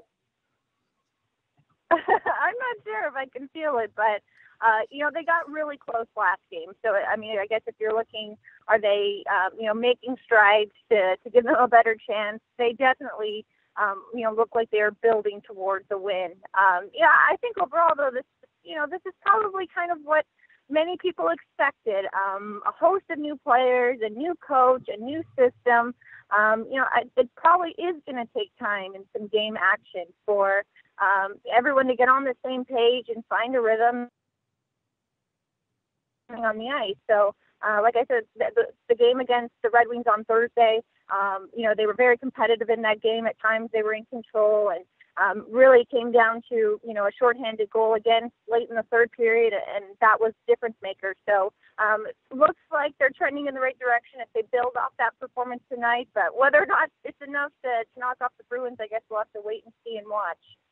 I think you touched on something that not enough people have given notice of with the Arizona Coyotes. They've got a lot of good young players, and I think that's what everyone has gotten excited about. They also improved their defense a little bit, but with a new coaching staff and trying to incorporate new systems, new structure, a new goaltender, it's just going to take time. I mean, it's only been a few games, and I think that expectations were artificially raised by having, we got talented young players and our defense is better, so things are going to be better for us this year. And I think people were expecting bigger steps than were realistic. Yeah, I think that's a good perspective to have, is that, yes, changes were made. They, the organization felt they needed to be executed to, give the team a chance to improve. But, putting the puzzle back together probably is still going to take some time. And, I could see a situation where, maybe they go through their growing pains, but then it starts to click, and then they do kind of maybe trend upward throughout the season, but you still have to put that base and foundation in and get acclimated to Rick Tocchet and his style and what he's expecting. And I think we're kind of seeing, or we've seen this first week of the season, those types of growing pains and totally makes sense. Totally, I think, is expected for the type of process they're going through. And then you factor in injuries have also been a factor early on for them. They've only gotten one complete game out of Antti Ranta, who came in as their number one goalie. And, so there's other pieces to consider. But you're right. I think it is a process, and I think the results so far have really reinforced that. Yeah, and I'm glad you mentioned the Rick Tocchet thing too, because I think he's a good coach, and I think he's the right coach for this team because I find him to be a teacher, and I think that's exactly the kind of coach that they need with so many talented young forwards. Is that what you've seen early on? Yeah, definitely. Practices. There's lots of explaining, lots of teaching, lots of time at the whiteboard, young drills, and talking with players one-on-one to, show them what they need to do and where they need to be. I think that's where Rick's at in his career. I think that's what he takes a lot of pride in. He's won a Stanley Cup as a player. He's won 2 as a coach. And so I think he really, was, attracted to the challenge to come to Arizona and build something. This wasn't a ready-made championship team. It was going to take the time and effort to assemble, to get them to have a chance to do what, the team in Pittsburgh did that he helped coach. And so I think he's very eager for that. I think he's very motivated for that. And I think that, kind of does make sense then for the group that they have, the young players they have, to have a coach come in, on the heels of Dave Tibbetts' departure, who is eager for that challenge. It does look like it's been a really good marriage so far. Sarah McClellan is with us from AZ Central, covers the Arizona Coyotes. At AZC_McClellan is how you follow her on Twitter. Coyotes hosting the Boston Bruins tonight. You mentioned the injury to Antti Ranta. Is there an update on his condition and when he might be able to come back and be their full-time number one goaltender? Not so far today. The last we heard yesterday was that he's day-to-day with a lower body injury, but when we talked to Rick Tocchet after practice, they still weren't sure who they were going to roll out to start Saturday's game. He said he had kind of a few more discussions to make and wasn't prepared to make that decision. Obviously, Ranta did practice yesterday, so if you look at the goalies who were on the ice, Louis Domingue was there. They'd also called up Merrick Langhammer from the AHL. So if it's Louis' net again tonight, he took over from Ranta when he left Thursday's game after getting injured in the first period. It's a familiar situation for Louis to find himself in. He obviously had to step in at the beginning of last season when Mike Smith got hurt, when he was with the Coyotes, and he just kind of needs to stabilize the net. I think that would be a really big boost right now for this Coyotes team if they just had some stable, steady goaltending behind them. Yeah, we've seen how that has helped teams in more aggressive. You want to really push. Yeah, so, if they get that kind of base back there, I think it could really help their style for them to kind of find their way right now. Sarah McClellan with us from AZ Central. At AZC_McClellan is how you follow her on Twitter. Also in the injury front, is there word on Jacob Chychrun and when we might see him again? The latest was close to skating again. So they said he's been rehabbing really well. He's ahead of schedule, and they're really impressed by, how he's progressing, but still no firm timeline on when they expect him to be back. Just that they, he's been trending really positively with how he's been doing off-season knee surgery. That's positive because having him back, he's one of the terrific young players on the Arizona Coyotes roster. The other one who's been getting attention this year is Clayton Keller up front. I think if you spend a little time watching the Arizona Coyotes, you will be impressed with Clayton Keller pretty quickly. Yeah, he's definitely been a bright spot so far. Only 4 games into the season to have 3 goals. He had 2 the other night against the Red Wings.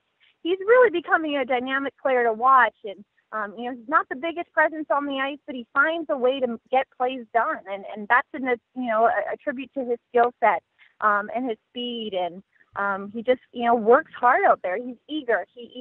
Coach Tocchet's already said he kind of has the swagger, and he wants to be on the ice and be put in these situations to compete, and that's a really encouraging sign for a rookie who's probably going to have the spotlight on him this season around the league, and a player who the Coyotes are definitely going to need to count on, him being already a fixture on their top line. There was a lot of expected of Derek Stepan when he was acquired by the Arizona Coyotes. Sometimes that pressure will get to a player. How has he looked early on? He's looked like he's settled in completely as advertised.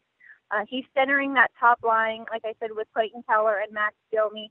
And, you really have to pay attention to the game because, I think he makes a lot of plays that on a highlight or aren't captured on the score sheet. But if you're watching, they're really integral to what the Coyotes are trying to do, whether he breaks up a potential odd man rush the other way, or it's a little feather pass underneath that, a stick that sets up an odd man rush the other way. He's, very kind of in the glue and what needs to be done essentially for them to have a chance to reach, their potential, at least for that first line on the ice. And so in addition to that, he's come in as a leader. And I think that's the other big aspect of what Derek can provide for this team is a player, who's a proven pro. He's experienced. He knows what it takes to win. He's been on teams that have made the playoffs regularly. And to have that type of pedigree, I think now in the locker room is a great role model for a lot of these young players to see what it takes to have a tenured career and a successful career like the one Derek's assembled so far. Arizona Coyotes are hosting the Boston Bruins tonight. It's one of 14 games in the NHL, and the Coyotes have a very cool giveaway going on tonight. The first 7,500 fans get Alpine hats. That's what they're calling them. It's kind of like a plaid red and black, and it has kind of a furry inside. It's like it's kind of like a hunting hat or a duck hunting hat. Sarah, could you maybe swing in early and grab one of those for us? Because I think they're pretty cool. I don't know if I've seen them yet. I think I might have saw one yesterday, but I didn't know that was the giveaway. So, it's still like in the 90s in Arizona, so I'm not sure if anyone's going to be, needing it anytime soon. We're still enjoying beautiful, almost summer-like weather here in the valley. So those might have to stay on hold till it gets a little bit cooler here in winter to actually wear them outside. But maybe for the rink, right? Maybe they'll be good for the rink. I guess that's it. It can get a little cold in the building. I'm looking forward to seeing 7,500 people wearing these things tonight at the game, though. So I think that could be pretty cool. Sarah McClellan from AZ Central at AZC_McClellan is how you follow her on Twitter. Sarah, I know you got to run. I appreciate the time today, and hopefully we can have you back again soon. Sounds good. Take care. Thanks, Sarah McClellan. These are kind of funky looking hats. They look a little lumberjack-ish. They kind of have a plaid pattern on them, sort of red and black, and they do have like a furry inside. I'm as puzzled as Sarah is about why they're giving them away in Arizona, where it's still 90 or 100 degrees Fahrenheit and 30 Fahrenheit or 30 Celsius, if you will. It's kind of an unusual giveaway. It does get colder in parts of the state, but it seems like that's kind of an unusual one for this time. But they're kind of funky looking hats. And if you've got a whole section of people, you all get there early and everybody's wearing these, they're calling them Alpine hats, but they kind of look like lumberjack plaid pattern hats. I'm pretty good with that. I kind of like it. If you get a whole row of people together and you go to the game, you could sing the Monty Python Lumberjack song. Oh, you get a lot of attention on the big screen scoreboard and on TV, I bet. Everybody wearing the Alpine hats, singing the Lumberjack song. I'm a lumberjack and I'm okay. Oh, yeah, that would be a fun time at the game. That's the Arizona Coyotes tonight, the Alpine hat giveaway. First 7,500, get those. Keep your ears toasty warm. At Hockey Unfiltered, at Todd Lewis Sports, the Twitter and Instagram handles. Send us your dog of the day photos. Just tweet us photos. Send us on Instagram. Use the hashtag HU Dog of the Day. We pick a winner every Saturday and put their photo up on our website and up on our Facebook page. Still to come, Dayton Mizutani from the Pioneer Press. We'll talk about the Minnesota Wild. They are hosting the Columbus Blue Jackets and are going to try to cobble together a lineup. We'll get more on that. More on some of the other games tonight and a whole bunch of other stuff as well. Hockey Unfiltered with Todd Lewis Saturday edition continues after the break. So you had to get groceries, take your daughter to dance class, and a pipe burst in the kitchen. You missed Hockey Unfiltered with Todd Lewis. We'll problem? All of our shows are available as a podcast right after the show airs, so you can listen when life gets in the way of hearing us live. Subscribe through iTunes and get alerts as soon as the podcast is available, or go to our website, hockeyunfiltered.com, and listen. Plus, check out the other cool stuff, the Hockey Unfiltered with Todd Lewis podcast. Subscribe now through iTunes. Get your business started getting more leads. 1-844-SEO-LEAD. The number to call if you want more online leads for your business is 1-844-SEO-LEAD. Search engine optimization can be the difference between success and failure. It's no coincidence which businesses are listed first in Google searches. Call 1-844-SEO-LEAD. Hockey Unfiltered with Todd Lewis sends you to the biggest events at the best prices. This year, we've partnered with Seat Giant to give you special deals on tickets to NHL games, concerts, or other events. Simply go to SeatGiant.com, find the tickets you want. When you check out, use the promo code TODD for a special discount. That's promo code TODD for a special discount. Start saving with SeatGiant.com on your next purchase. Nova Product Design is designed for manufacturing. Nova Product Design can get the job done with mechanical and industrial design. Nova Product Design is also fully functional for laser cutting, water jet cutting, plating, coatings, and more. Nova Product Design, innovative design, and the latest technologies. Nova Product Design can design, build, and test any required types of prototypes and beta units. Visit novaproductdesign.com.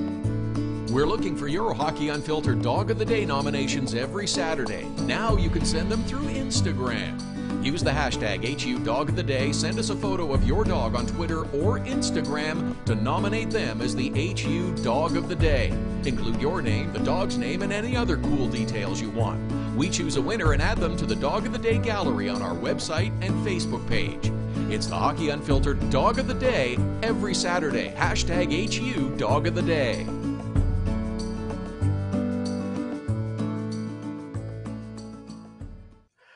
Hockey Unfiltered with Todd Lewis. It's the Saturday edition. We're here every Saturday and Sunday, 11 Eastern, 8 a.m. Pacific, streaming live at hockeyunfiltered.com. It's powered by Primetime Radio, live on Facebook, live on Periscope, on YouTube Live, and of course, subscribe to our podcasts through iTunes and iHeartRadio. Lots to get to before the top of the hour. 14 games in the National Hockey League, including the Minnesota Wild and the Columbus Blue Jackets. Minnesota hoping to cobble together a bit of a lineup. Dane Mizutani covers the Minnesota Wild for the Pioneer Press. You can follow him on Twitter at Dane Mizutani and joins us now. This has been an awful start to the season for the Minnesota Wild. They have been absolutely hammered with injuries, Dane, and are they going to be able to even ice a full lineup tonight, I guess is maybe question one. Yeah, I mean, that was definitely the concern yesterday. But I guess a silver lining, I guess we'll rewind a little bit. But in the game against Chicago, they were already two forwards down.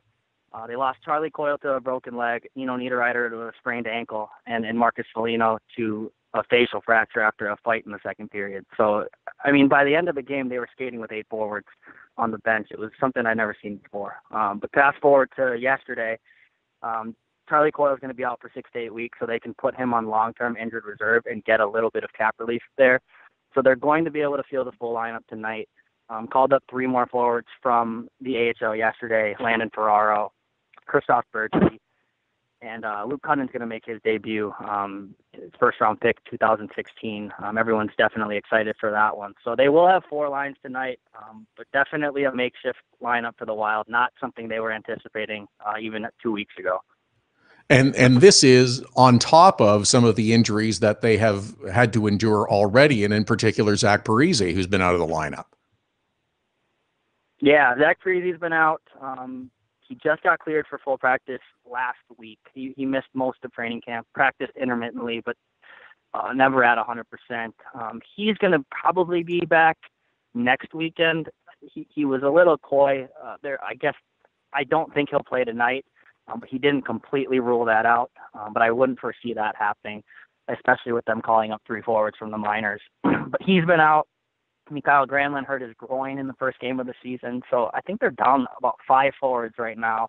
and we're only 3 games in. So, I mean, definitely not an ideal start for the Wild, but they were preaching about their depth all off season, especially up front. So that depth is definitely being tested early in the season. So all things considered, maybe a 1-1-1 record after 3 games of the season isn't all that bad for the Minnesota Wild. No, I think if you told him they were going to be down 5 forwards by game 3, a lot of people would have assumed that you lose all 3 of those games. And beating Chicago in Chicago, definitely a good lift for this team. So, I mean, I think obviously they'd like to have those players, but the fact that they were able to snag a win in Chicago definitely gives this team confidence. And Bruce Boudreau said this morning, like, they're not a woe is me team. He's not a woe is me coach. So they're definitely going to show up tonight, home opener against the Columbus Blue Jackets. You'll see a fired up Wild team, just not the players you probably expected to see.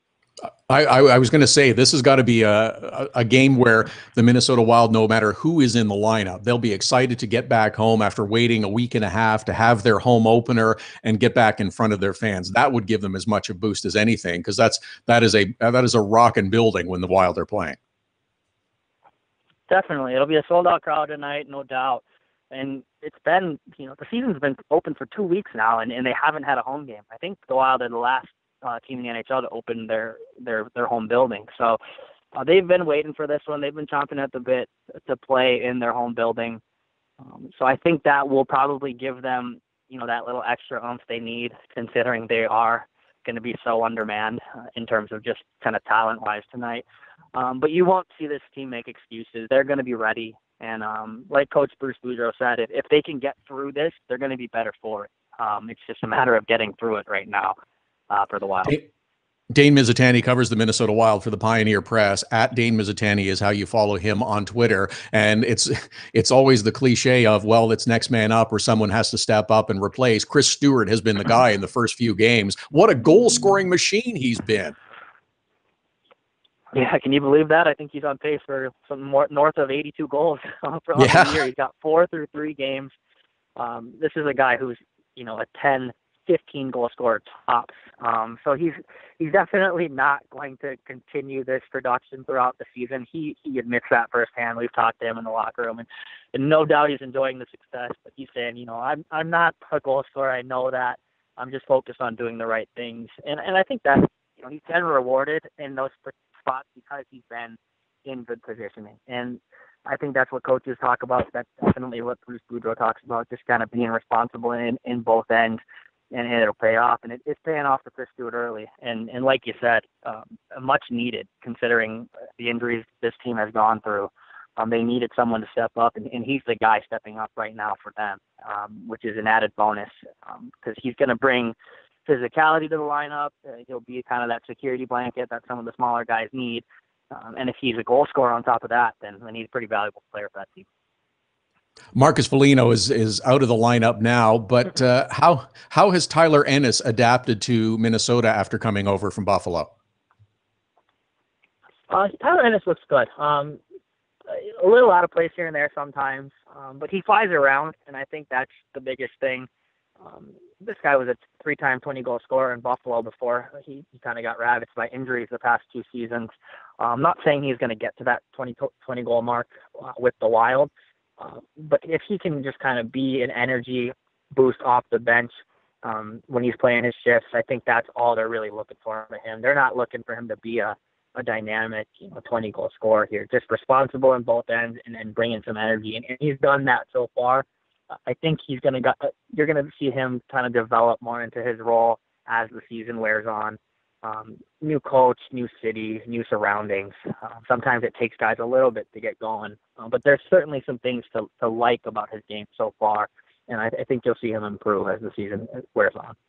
Not to the same level of point production, but is he the type of player like Eric Stahl was last year, going to a new city, getting a new start, and finding his way, and could help move him back up to the type of production and the type of player that they expect him to be? Yeah, that's certainly what the Wild are hoping for, and Eric Stahl has even talked about that. He said, everyone kind of thought he was left for dead last year, and he was able to revitalize his career with the Wild. So he's hoping that Tyler Ennis can do the same I think something Ennis said was pretty interesting, but just being in Minnesota where it's more of a winning culture. He said in Buffalo maybe there were some built-in excuses because they were a young team. You got to play excellent here, and he knows that, and I think that's going to push him to that next level, perhaps to get back to that level he once was at. But yes, certainly. I mean, I don't know if he's going to have an Eric Stahl-like season. Eric Stahl led the team in goals last year, and that was definitely unforeseen. I'm not sure Tyler Ennis is going to do that this year, but if he can even get back to a fraction of what he once was, he can definitely help the Wild, I guess, quote unquote, win that deal, win that trade. Because Jason Pominville's looking pretty good in Buffalo right now. Yeah, he sure is. Dane Mizutani is with us covering the Minnesota Wild for the Pioneer Press. Follow him on Twitter at Dane Mizutani. Minnesota Wild also re-signed their captain Mikko Koivu before the start of the season. Were you surprised at any of the term, the dollars, or does that just sort of seem to fit and be the right choice for both parties in this case? I think it made sense. Definitely there is an argument that could be made that perhaps the Wild could have waited till after the season. But this guy's been your captain for so long. He does so many of the little things. He's not a dynamic, 30-goal scorer, but Mikko Koivu is the most responsible forward they have in both ends. He's been kind of the backbone of this team, and I think they just wanted to get this thing done. They couldn't let him walk away next year. So either way, you were going to be in negotiations with him, whether it was at the beginning of this season or at the end of this season. So I think they wanted to get it done. Mikko Koivu made it very clear that he wasn't going to. So instead of having this thing hanging over their heads, just lock him up now. And the terms, a 2-year extension, I think it averages out to about five a year. That sounds about right. I mean, he's getting about 7.25 right now. So you're saving almost $2 million, which makes sense right now with where he is at in his career. But this is a guy who had a pretty good year last year, all things considered, whether it was his goals, his assists, his plus minus. I've talked about his defensive responsibility. The Wild look at him as their shutdown forward, and they definitely need him. He's the backbone of that team. So I think it's good that they were able to get that deal done. Just all things considered, I think it was a good deal for both ends. For the Minnesota Wild as well, they have some good young players that are starting to come through the system and defense. Matt Dumba, I really think, is just a tremendous player. He's been around for a couple of seasons, though. Joel Eriksson Ek is one that I'm not sure a lot of people know much about. He's got 2 points in the 3 games so far this season, but I think they're going to learn a lot about him over the next few years.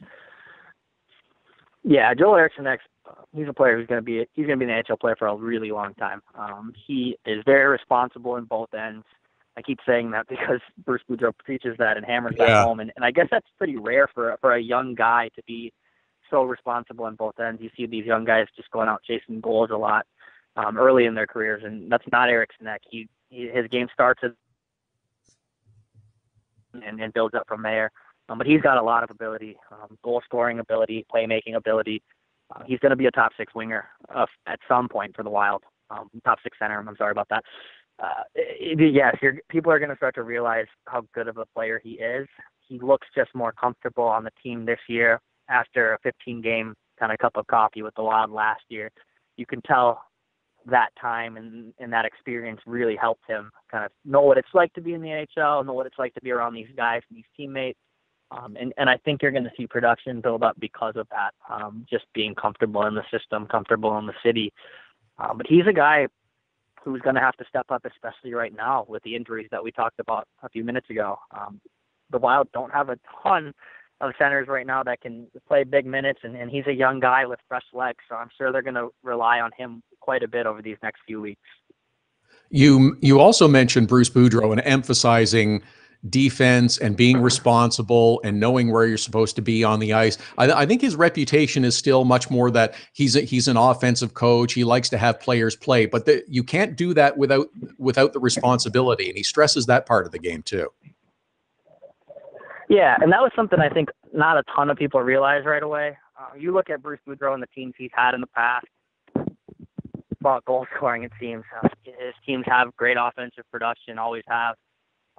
But like you said, it does start up on the back end with him, and that's something that he's only going to play guys that he feels comfortable, especially late in games, that can help hold on to those leads and that can be responsible on defense.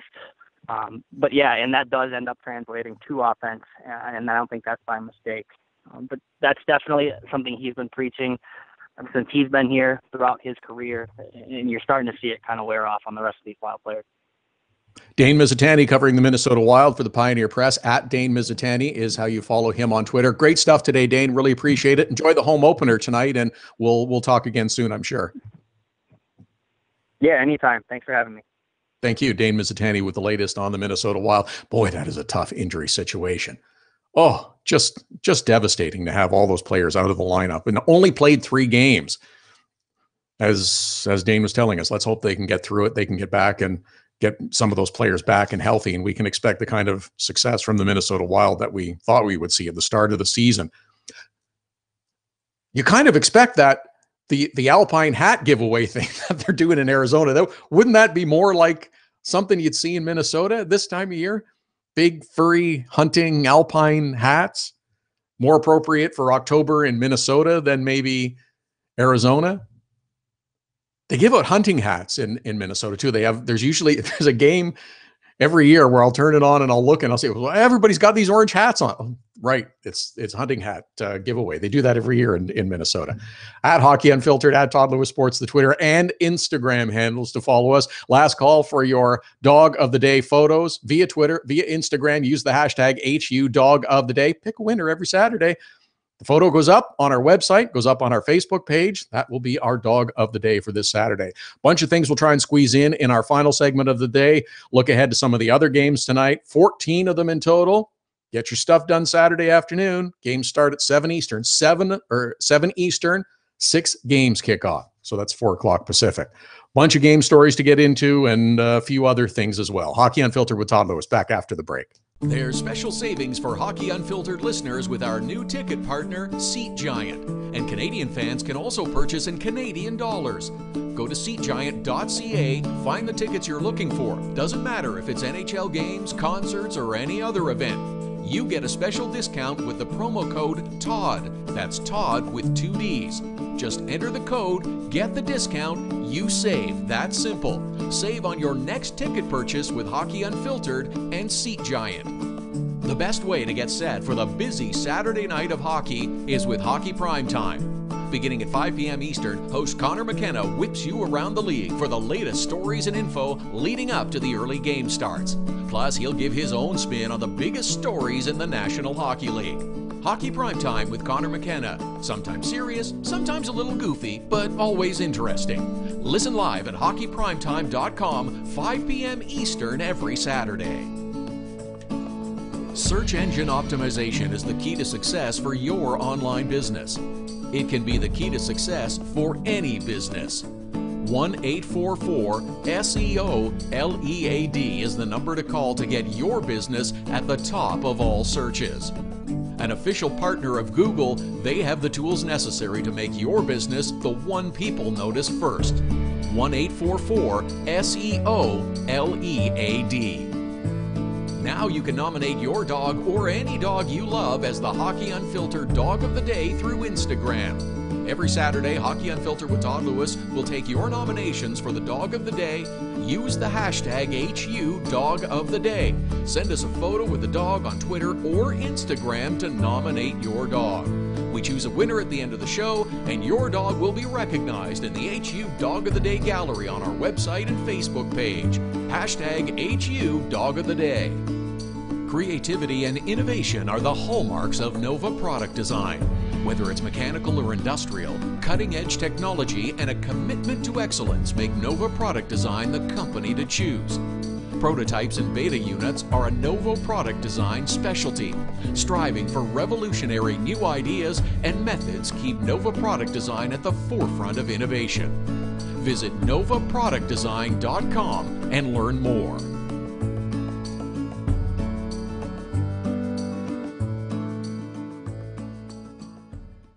Hockey Unfiltered with Todd Lewis. It's the Saturday edition. Back again tomorrow, 11 a.m. Eastern, 8 a.m. Pacific. We are streaming live at hockeyunfiltered.com, powered by Primetime Radio. Also live on Facebook. We are also live on Periscope, on YouTube, every Saturday, every Sunday, 11 Eastern, 8 a.m. Pacific. at Hockey Unfiltered, at Todd Lewis Sports, the Twitter and Instagram handles to follow us.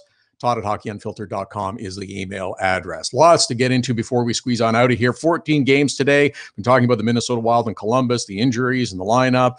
A couple of good late games tonight. Ottawa's in Edmonton. Senators hammered the Flames last night.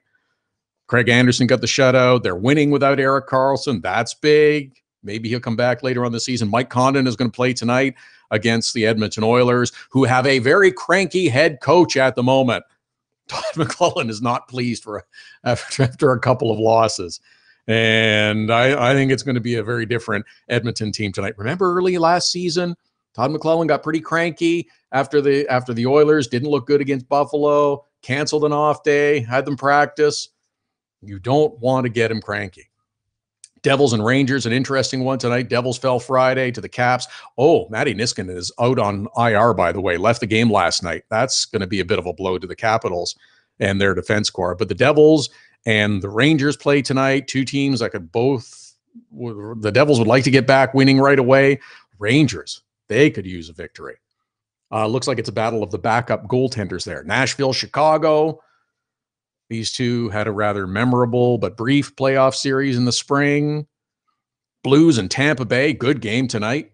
St. Louis fell to the Florida Panthers a couple of days ago. Bulls had a great game against Pittsburgh. Boy, that was a fun game to watch. Carolinas and Winnipeg. Will Dustin Byfuglien play tonight? Or will he be fishing? Maybe he'll just post more photos of he and Matt Hendrick catching this giant prehistoric-looking fish. It was hydrotherapy, right? He's out with a lower body injury. So he was in the water. It was just hydrotherapy that he's going through. Buff's got a lower body injury. They went fishing on an off day, and some people tried to make a thing of it. Winnipeg won against Vancouver. Team wins, problem goes away. If Byfuglien doesn't play tonight, then Winnipeg loses, then maybe it does become a bit of an issue. It's an off day. I don't think he was in the water wrestling the fish. So let's not get unhinged right away about this. Oh, one other note from this past week.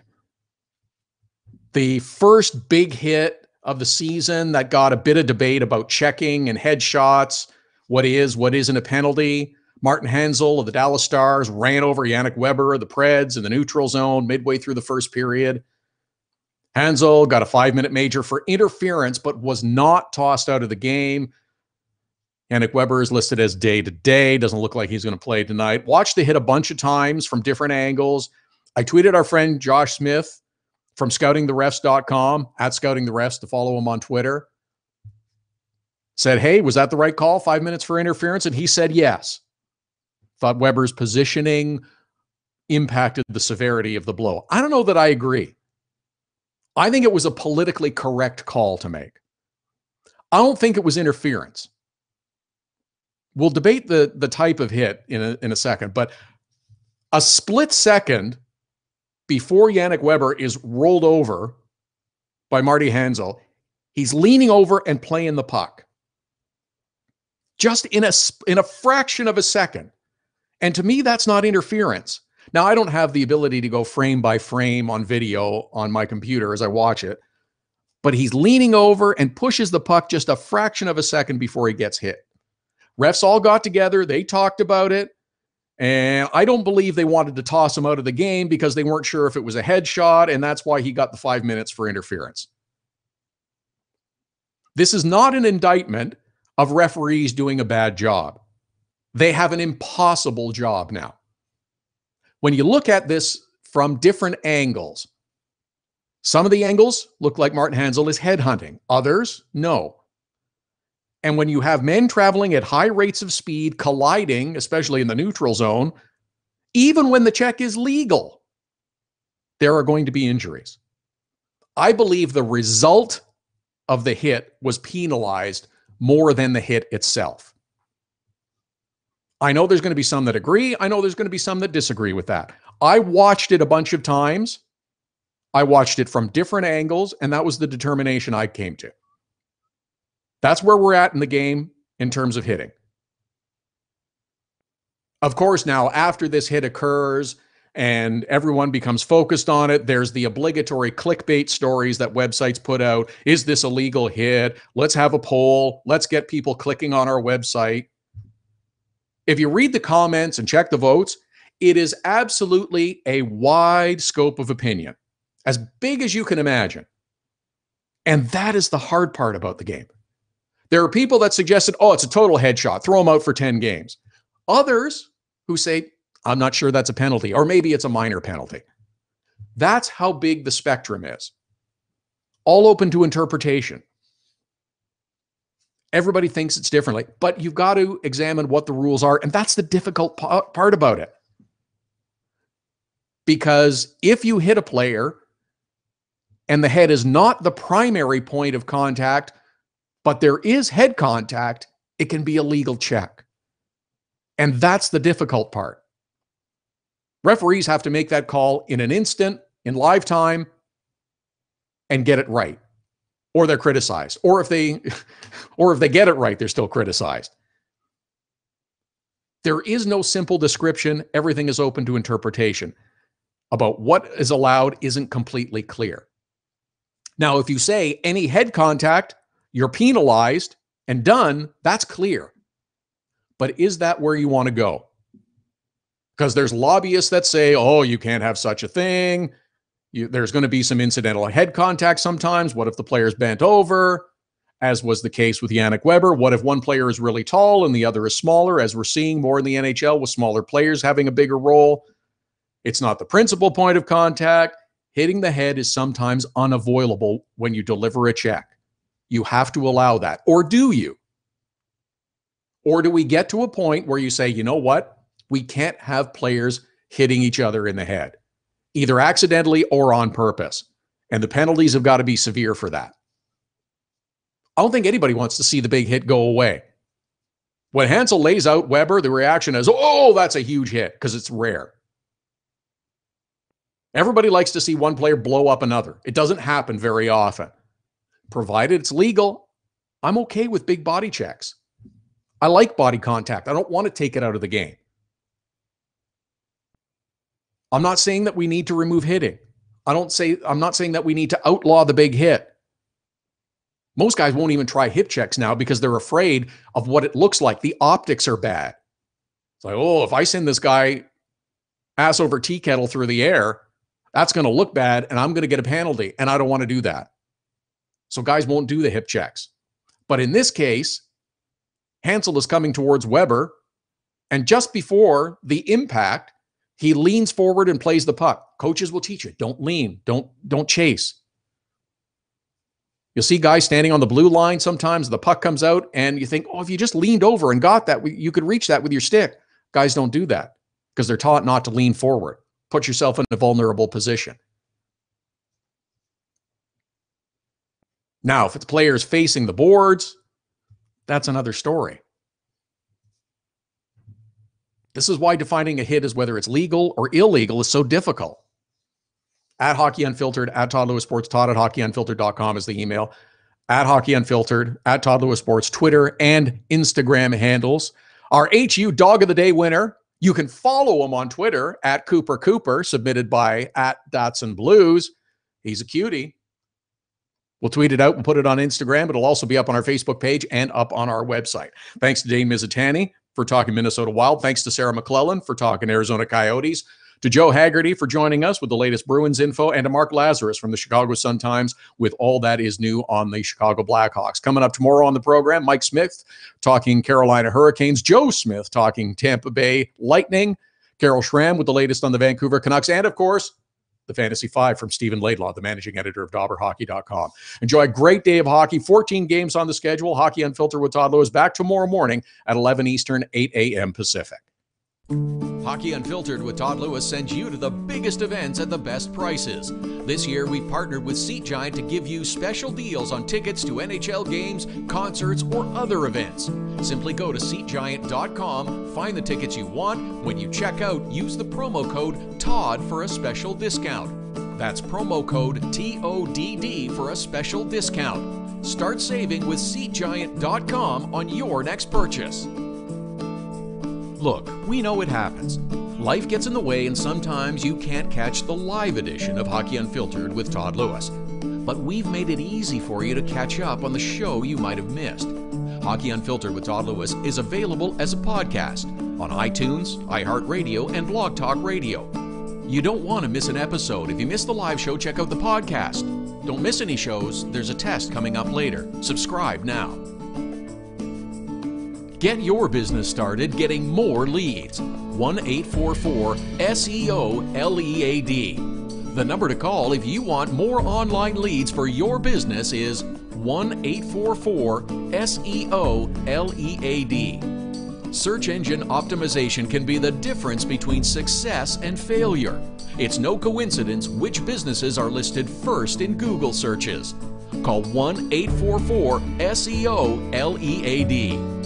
Use the code Get the Savings. Hockey Unfiltered with Todd Lewis listeners save with SeatGiant and the promo code TODD. That's TODD at SeatGiant.com. Just log on to SeatGiant.com to find the best tickets to NHL games, concerts, or whatever you want and save. Use the promo code TODD. That's TODD when you check out and you saved. Canadian listeners can save at SeatGiant.ca. That's SeatGiant.com and .ca. Cutting-edge design for manufacturing, Nova Product Design. Industrial design, mechanical engineering and design. Nova Product Design provides experienced design for parts and assemblies, manufacturing, assembly, and serviceability. From plastic parts to sheet metal forming, mold and tool design, injection molding, and more. Nova Product Design. Visit novaproductdesign.com to learn more.